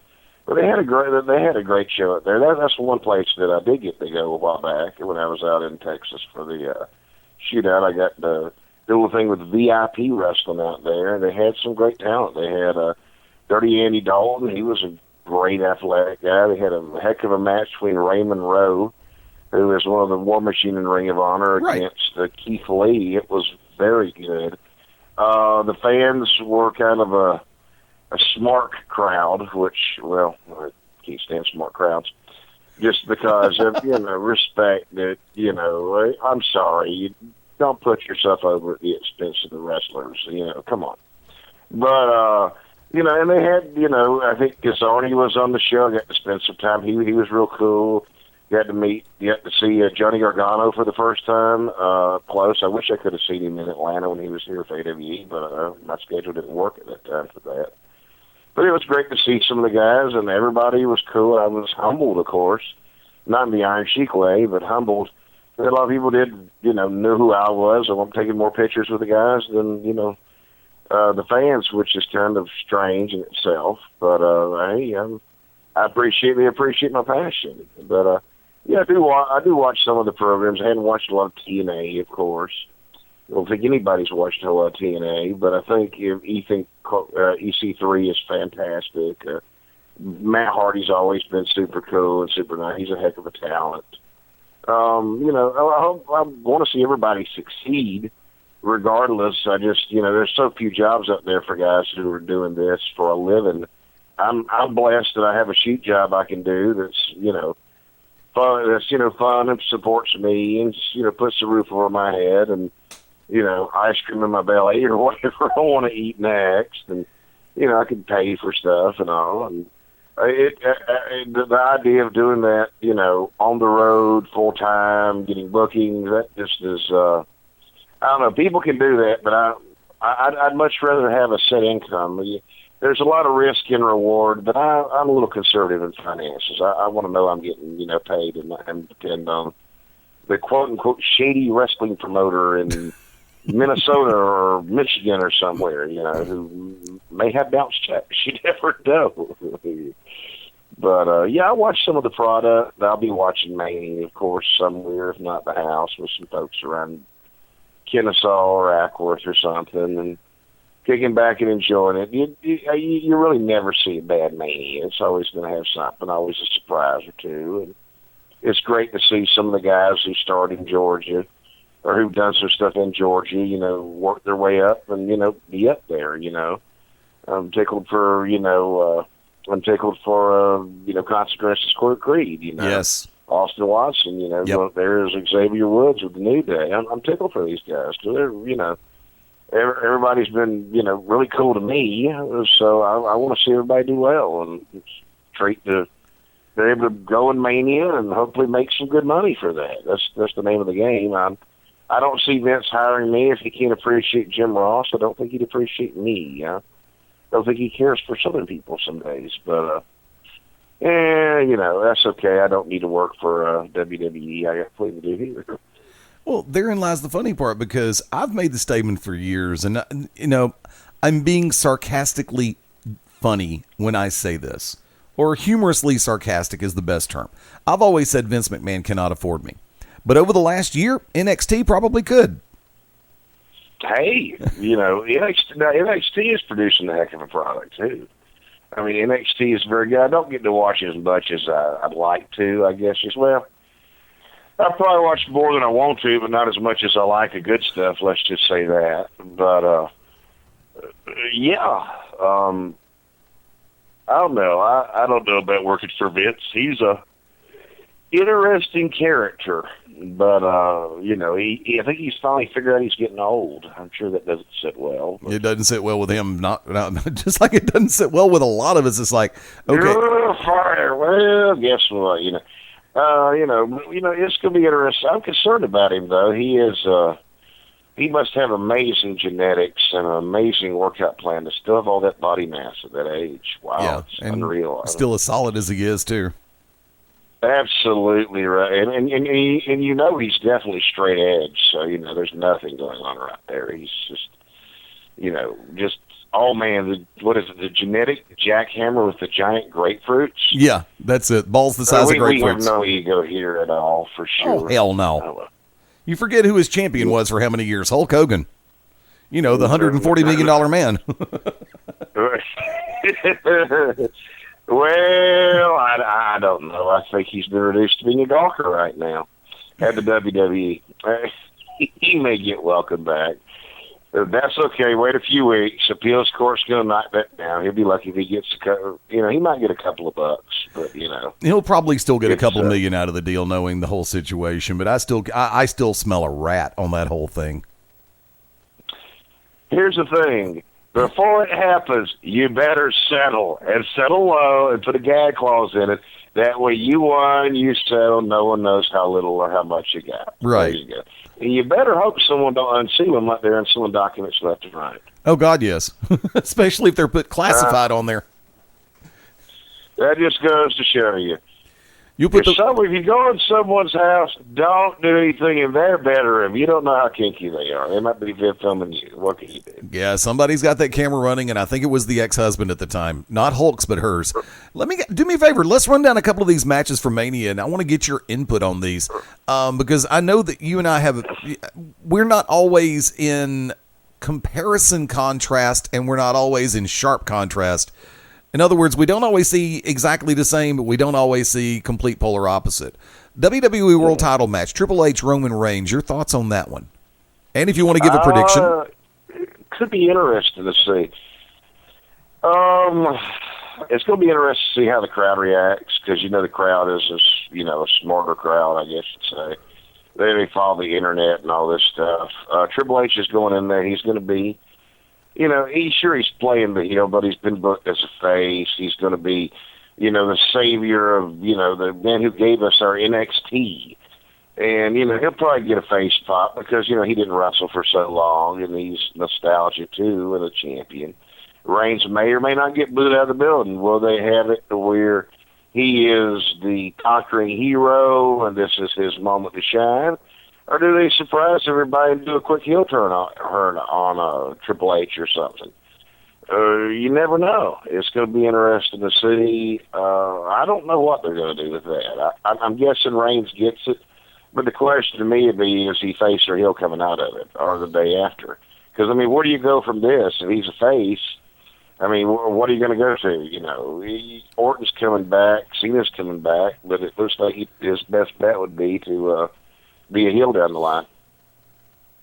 Now, we both agree that this is going to be a car crash. Undertaker versus Shane McMahon Hell in a Cell match. Shane wins, he gains control of Raw. And if he wins, it's also Taker's last WrestleMania match. Now, I can't see him doing Taker's last WrestleMania match unless he's going to the Hall of Fame next year, or if he's going in this year or whatever. I think Taker wins. Don't know how. There may be an out. Shane still may somehow get something. The family's going nowhere. We obviously know that. Will they wind up having, for that matter, if they do the double turn, will, Triple H somehow decide he wants to be, wants to have a console to let Shane back in. Who knows how they're going to do this? I don't know. It's weird to book a guy who is the legend, who isn't a heel, as Vince McMahon's hired gun. That's not what you do with the face. Generally, the face says no. You can, F off, get out of my face, whatever. I'm not going to do this. I'm going to beat you up instead of Shane. That's where it would be. I don't know. I guess you had to have a backup when you couldn't do Sting and you couldn't have, They didn't want to do Bray Wyatt. Go figure that one out. Who knows? True. Also, AJ Styles, Chris Jericho in a match that could conceivably steal the show. I think AJ gets a big win on this. Jericho's probably part-time, if I'm not mistaken. I don't see Jericho's around right now. He's a great heel. He may get a program with somebody after this for a short time. This should be AJ's moment to shine and get him over. Who knows? Since then, it's probably his time. He'll probably do a job and Jericho go over or something, double count it. No, I don't know. Hopefully AJ wins in a show stealer match. That could be very good. Yeah, I mean, that's the way I'm looking at this particular match. I genuinely believe AJ Styles and Chris Jericho, they've had instant classics the previous 3 meetings that they've had. And this is going to be number 4. AJ's ahead 2-1 if you're keeping track. And the way that these two put forth their skills and their athleticism inside the ring, you have 2 of the best professionals in the industry, period. And at least... and I honestly think, like I said, they will probably steal the show and they will probably shine brighter than anybody thought that they would. But the thing about it is, longtime fans of Jericho, longtime fans of Styles will sit back and say, we saw this coming a mile away, right, Dave? Some will, but you know what? If you want to have some fun after the match, you want to have something with some oomph and add a little surprise to Mania, I think the Balor Club should show up and destroy it. To destroy Styles or Jericho, whoever, and form the Balor Club with Finn Balor and Doc and Machine Gun Carl Anderson and start something new. That'd be a great place to do it at Mania. It doesn't normally get done, but that'd be a great place to debut somebody and give them some instant heat and, see where they're going. That'd be a hell of a feud to start out with. Balor definitely could, Balor could definitely go up there. Take on Styles, do something. That could be good. It'd be fun to see too if Reigns doesn't turn, if Cena goes down there and slaps him or something, they involve him in there. I don't see him not being on the show in some capacity. Well, see, I had this vision that John Cena is actually going to be one of the turning points in the Hell in a Cell match. Oh, really? That's one of the things that I actually see because he's been remarkably quiet, but he has put out a couple of small innocuous teasers on social media to where it's like, okay, the most sense that it makes for him to make any kind of appearance at Mania would be finding a way to get involved in the Hell in a Cell match. Because that would be the perfect way to, if he backs up Shane McMahon, therefore he sticks it to the Authority, he sticks it to Vince, Hunter, and Steph. I don't see, unless they just do an impromptu match, which for me, I was on on this past Sunday night on Corner to Corner, I was asked and what I thought of the overall situation, and I'll be honest, this is just me, and tell me if you think I'm wrong.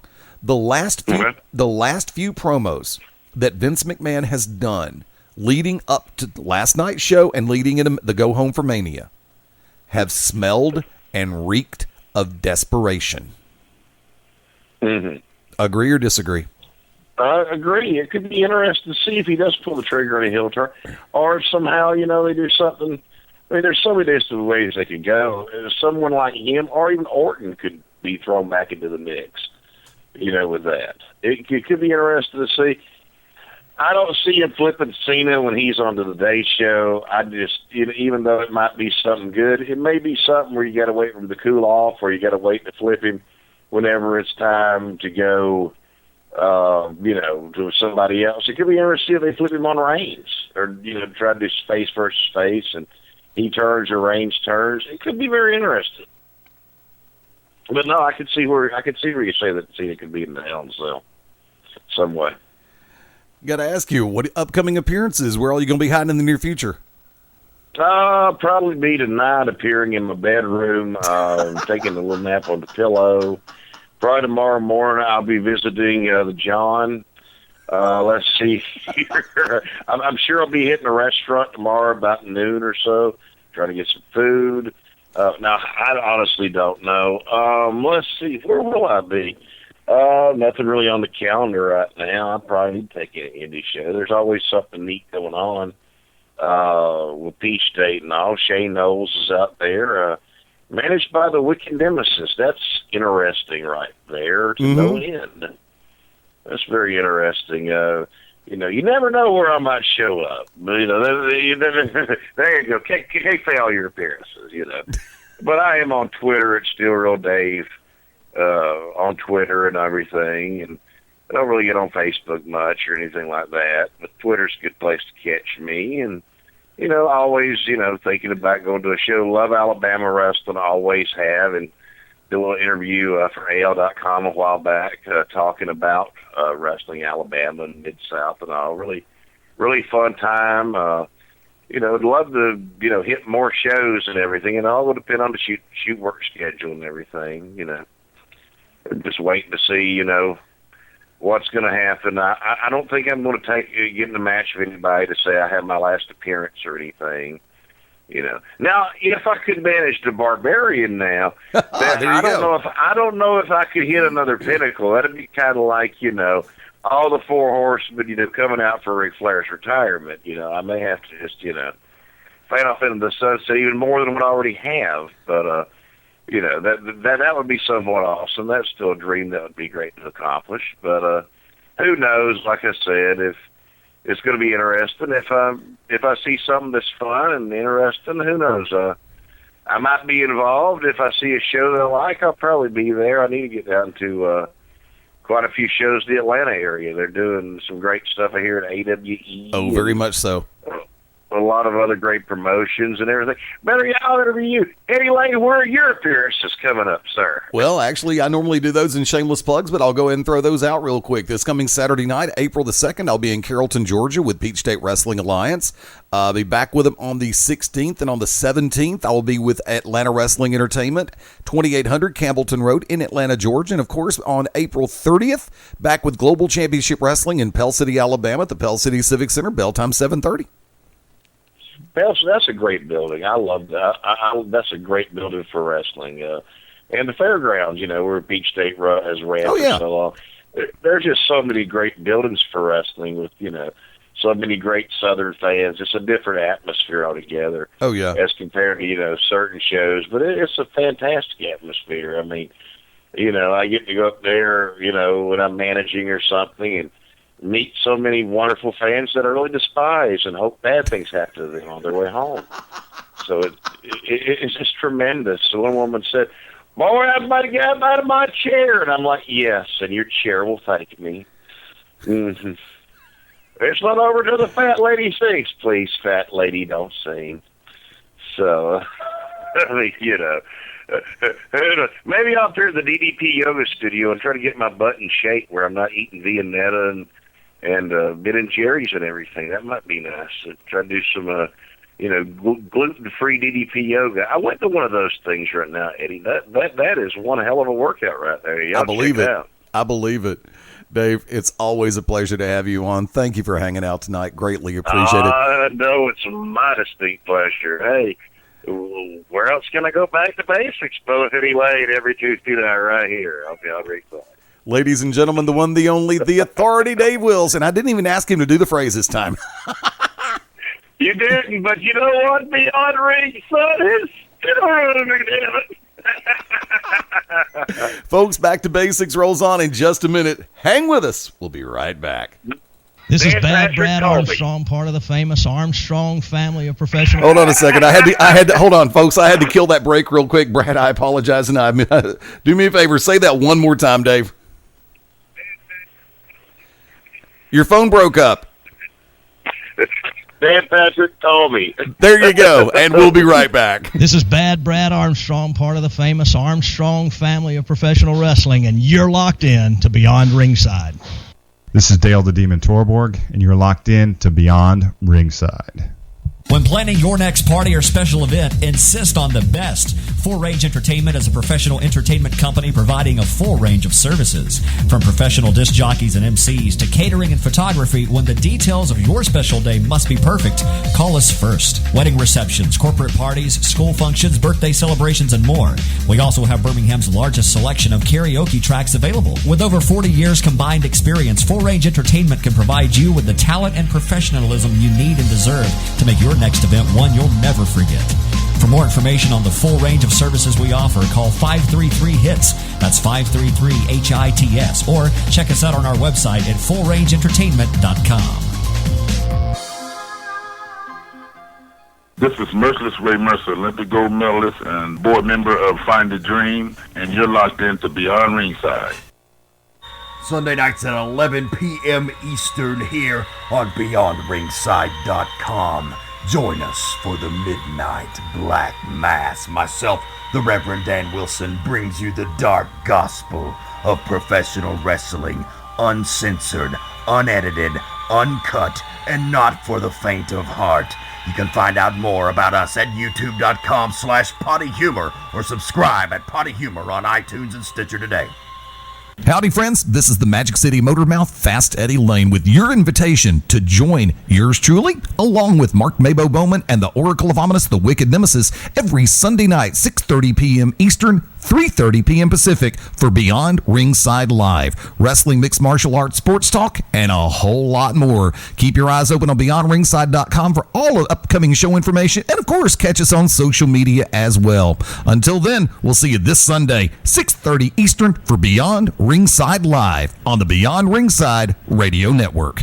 This is Danny Cage from the world famous Monster Factory, and you're locked in to Beyond Ringside.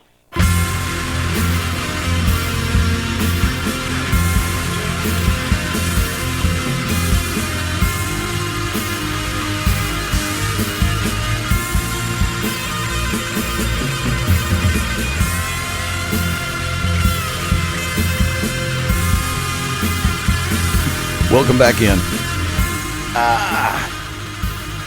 Home run round, and it will be a quickie. A lot of things happening. Special thank you, of course, to my tag team partner from Sundays, Mark MaBo Bowman, for coming in during hour number 1, and for good friend, the Authority, Dave Wills, for coming on board during hour number 2. Got some things I want to cover real quick. They are getting closer by the minute. Saturday, April the 9th in Mocksville, North Carolina, at the National Guard Armory on US 64. Crowning of a Champion. Discount Guard... I knew I'd screw that up. Sorry about that, Steven. Discount Car Depot LLC presents Big Time Wrestling Carolina's Crowning of a Champion. Main event going to be a triple threat match to determine the brand new BTW Carolina's champion. Former TNA star Crimson, Tommy Mercer. Lucha Underground star Ricky Reyes. How you doing, Castro? And good friend of the family. You can call him Shatter. You can call him Gunner. All of the above, and they both still apply. And once again, 1 week ago, tonight, special thank you to Gunner for coming on board Back to Basics. Great to have him on, as always. For our friends up and down the Eastern Seaboard in the Mid-Atlantic area, definitely check it out. Mocksville, North Carolina will be the place to be Saturday, April the 9th.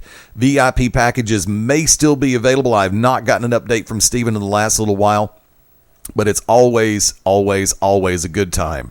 And like I said, on April the 9th, Big Time Wrestling Carolinas will be crowning their first ever heavyweight champion. Also, on the horizon, April 17th, not that far away. I know saying that, knowing the fact that March is still technically in late season. That's the easy way to say it. Atlanta Wrestling Entertainment going to be taking care of business in more ways than one. 2800 Campbellton Road, homegrown from AWE. This event has got so many stars. I'm really looking forward to this. You're going to have everybody from AR Fox, Chip Day, Iceberg, Murder One, the Beautiful Bald Besties, Team IOU, Carrie Awful, Nick Iggy. By the way, Carrie, I hope you enjoyed the video. You never did get back with me, you turkey. Tommaso Ciampa, Sammy Callahan, Sugar Dunkerton. So many stars. DJ Hyde from Combat Zone Wrestling. Been trying to work out the timing to get DJ back on. Probably going to shoot for next Tuesday night. We're going to get a lot of things in play.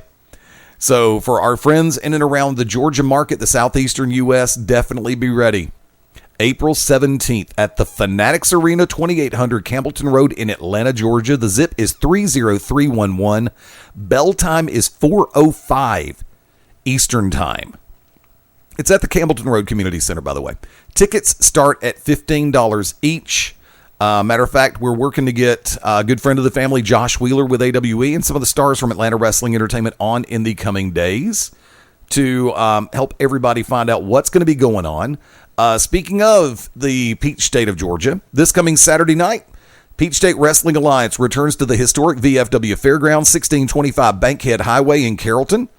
The quest to be the best PWA Heritage Title tournament continues. Second round matchup, Jimmy Rave taking on CB Suave in a first round match that was rescheduled for this coming Saturday night. And I will tell you this has the potential to be a match of the year candidate. Make your notes on this one. Romeo taking on Kyle Matthews. Street fight, pinfalls count anywhere, 6-man tag. The Backbone, the beautiful bald besties Michael Stevens, Zach Edwards, and Drew Adler, taking on the combination of Team PWA, Kevin Blue, the No Limits champion, Shane Knowles, and Nigel Sherrod, being managed by the Oracle of Ominous, the Wicked Nemesis. Stitch Cypher in action, welcome back Stitch, against the Mexican rock star Vadi Morales. And yes, I did pronounce that right. I got one right tonight. And the in-ring debut for Peach State Wrestling Alliance of the Project, Dustin Bosworth. Heard some great things about this young man. Really looking forward to seeing him in action this coming Saturday night in Peach State.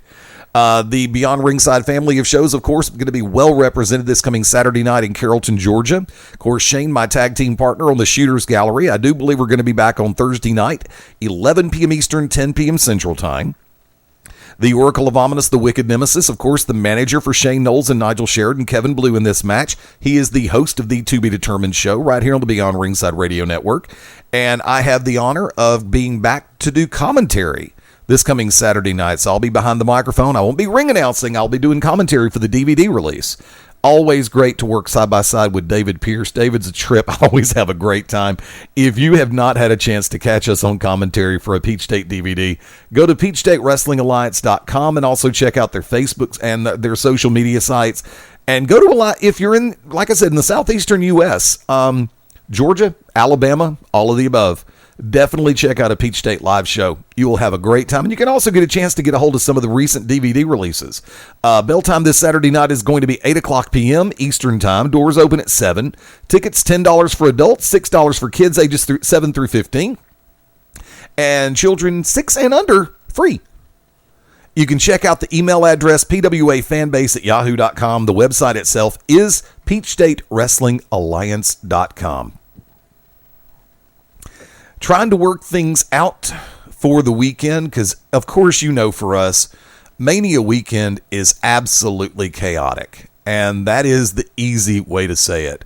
I had my calendar open just a minute ago, and it has now since disappeared. I would like to know what happened to it. Some other events going on. Tomorrow, March 30th, Ohio Valley Wrestling, 4400 Shepherdsville Road, Louisville, Kentucky, 7 p.m. start time. Also, Wednesday, March 30th, Rockstar Pro Wrestling, good friends of ours up there in Dayton, Ohio, at the Rockstar Arena, 1106 East 3rd Street in Dayton.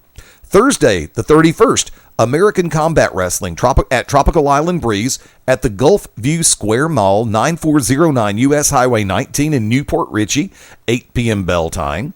Also on the 31st, Extreme Midget Wrestling at the Wild Card Nightclub, 715 South Polk Street in Amarillo, Texas, 9 p.m. start time. Check out facebook.com/Extreme, EXTREME, the regular way to spell Extreme, Midget Wrestling. Also, Thursday, March 31st, NWA, Iconic Heroes of Wrestling. Parade of Champions at the Ridgely Theater, 6025 Camp Bowie Boulevard, Fort Worth, Texas, 7 p.m. start time. This coming Friday, April the 1st, and these are no April Fool jokes. Trust me on this one.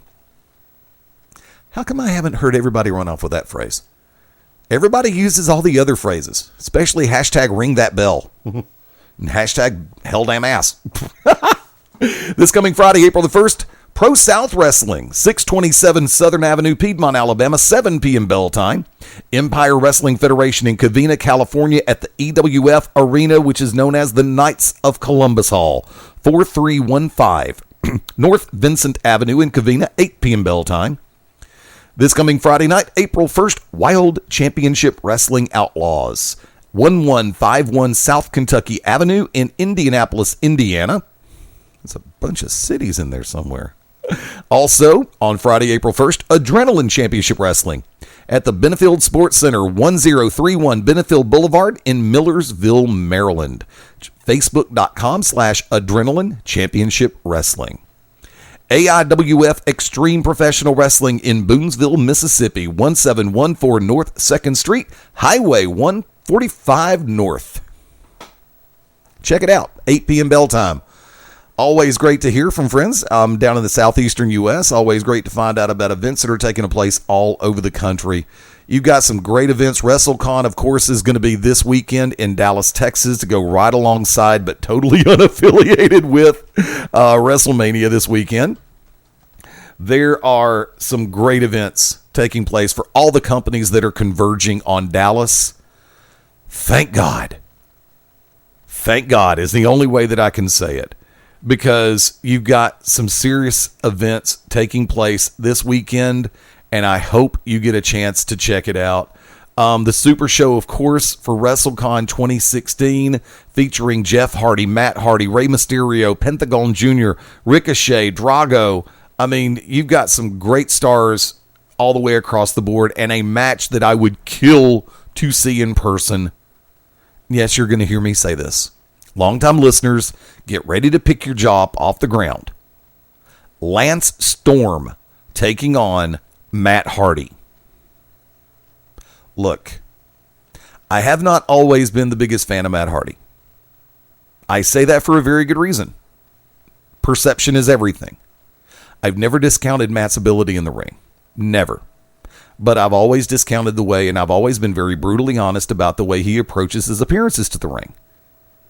It's one thing to look like a wrestler. It's one thing to look like a champion. But when your big thing is looking like you're wearing pajama pants to the ring, no. But as of late, when he started as the TNA heavyweight champion and started dressing and carrying himself like a champion, I gained a ton of respect for Matt Hardy. That's the easy way to say it. From there also, you got a 5-way Monsters Ball match at WrestleCon on April the 2nd. Trevor Lee, AR Fox, Abyss, Andrew Everett, and Jeff Hardy. Damn. Folks, that match in and of itself could be worth the price of admission. And here's a match that I didn't think I'd see. And I'm really glad that it's going to take place at WrestleCon. Joey Ryan versus Jeff Jarrett. This should be a really good match. Also, in a Lucha Trios match at WrestleCon, during this special, and unfortunately, kids, I do believe they're either very close to or they are sold out. So double check. Try to see what you can do about getting tickets. And trust me, if you have to pay $25, $30 more, pay the damn money. It's going to be worth it. Tigre Uno, Jack Evans, Bestia, taking on Drago, Aerostar, and Fireball. Holy cow, this is going to be a great show. Like I said, if you haven't already gotten tickets, I hope you find a way to get them. Also, don't forget, you've got a lot of things going on throughout the course of the weekend with WrestleCon. It's always a great time. So definitely check it out. Folks, like I said, we got a lot of things happening around the Radio Ranch here. Let me go ahead and run down the calendar real quick. Let me go ahead and pull this one up. Tomorrow, April 30th. The To Be Determined show returns live, 10 p.m. Eastern, 9 p.m. Central, right here on the Beyond Ringside Radio Network and ProWrestlingRadio.net.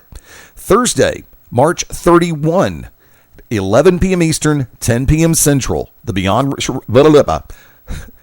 Ringside Shooters Gallery kicks right back into gear. Yeah, locked and loaded this week. It's the go home before Mania. We may have a surprise Saturday morning. I'm working on logistics right now, but of course, like I said, we're a lot of us are dealing with the upcoming Peach State road trip, so we're looking forward to trying to put everything together. If there's a way that we can put something together for the Saturday showcase this coming Saturday, April 2, we're definitely going to try. Beyond Ringside Live, Sunday, April 3rd, Mania Sunday. We will be broadcasting all the way up and down the network through all of our regular sources. 4 p.m. Central Time start time. We're going to go 4 to 6 before Mania. Once again, that's 5 to 7 Eastern Time before Mania. Be sure, if you haven't already done so, please check us out. The TuneIn radio app for cross-platform, Apple, Android, BlackBerry, Windows Phone, you name it, it's out there. The Beyond Ringside radio app for Amazon, Android, and BlackBerry mobile devices. We will be carrying through Ustream. We will be carrying through Shoutcast, I hope, if they've gotten their stuff straightened out. And, of course, through BeyondRingside.com and ProWrestlingRadio.net. By the way, of course, don't forget, if you're listening on replay right now, if it's not 11:19 p.m. Eastern Time on March 29th, check out ProWrestlingRadio.net, check out BeyondRingside.com, check out the apps, the BR app and the TuneIn Radio app. You can find the station broadcasting even when we're not live, because recent episodes will be in rotation. I think I mentioned during Corner to Corner this past Sunday that the Midnight Black Mass taking the weekend off for Easter, Resurrection Sunday. They will be back this week if we get everything in play. And I'll do this. Even though we do in prime time normally go #HellDamnAss. PG rated, PG-13. If the new episode of the Midnight Black Mass comes in early, I will have a mini marathon ready to go of the Midnight Black Mass, 7 p.m. Eastern through 11 p.m. Eastern, all the way through the network. And we're working on the concept of the post-show right now.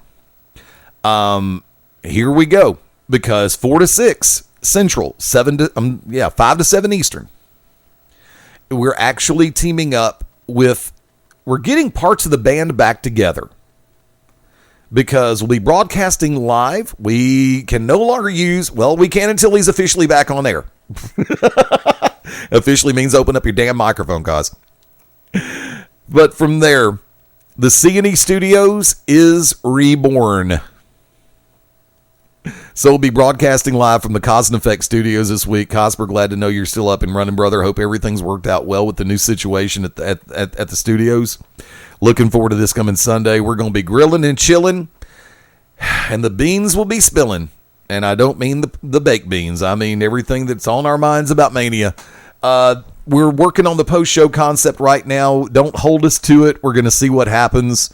We should be able to keep everything in proper perspective, depending on how quickly the bar opens this coming Sunday.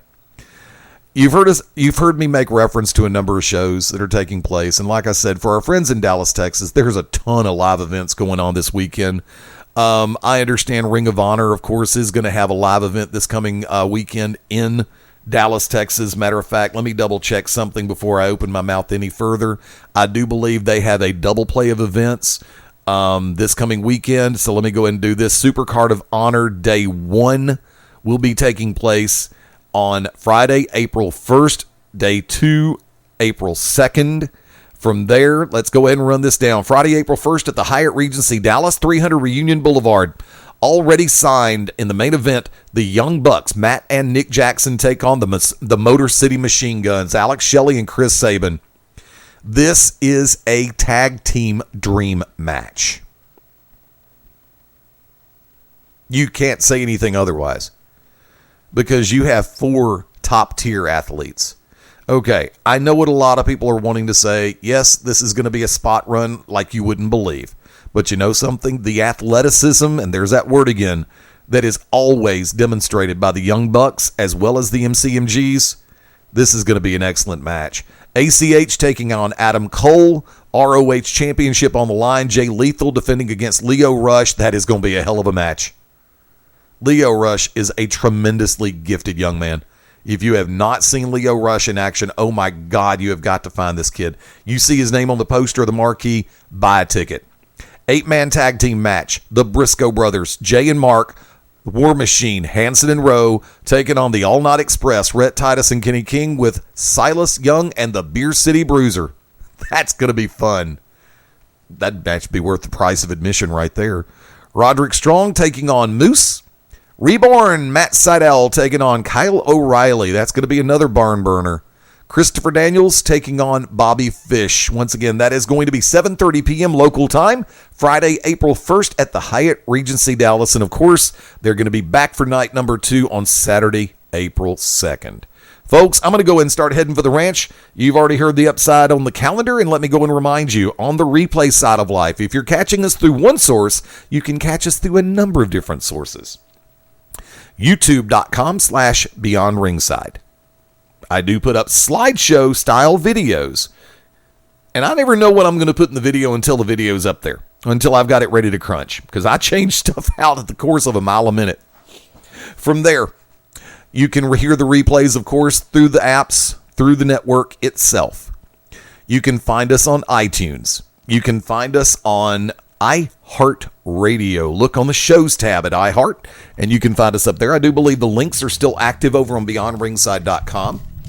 You can find us on Spreaker, as well as Stitcher, as well as Downcast on the Apple side of life. From there, God, I get confused, but I think I've covered everything. And, of course, please keep your eyes open on the media page at BeyondRingside.com. We've got a host of past episodes and past interviews. So if you're on Podomatic, Stitcher, or Spreaker in particular, or iHeart, and you see something that you've missed, or you know something what isn't there that was there, go over to the media page at BeyondRingside.com, and, of course, check out archive.org. I think I covered all the bases. Remember, tomorrow night, hell will break loose on the Beyond Ringside Radio Network, because you know there's a lot to be said by the Oracle of Ominous, the Wicked Nemesis. And I want to know if he knows what's going on with AJ Steele. To the Authority, Dave Wills, thank you for coming on tonight. Mark Bowman, always a pleasure, my brother. Folks, thank you for hanging out. We hope you had a good time, and this party continues. We're going to go ahead and switch things back over in the programming scale. We'll be back live once again tomorrow night for the To Be Determined show. Until next time, I'm the Magic City Motor Mouth, Fast Eddie Layne, saying adios, das vidania, hasta luego, auf Wiedersehen, ciao, sayonara, adieu, arrivederci, farewell, abisinia, au revoir, and until we meet again, thank you for going Beyond Ringside. And aloha means bye-bye. See you next time. Bye-bye.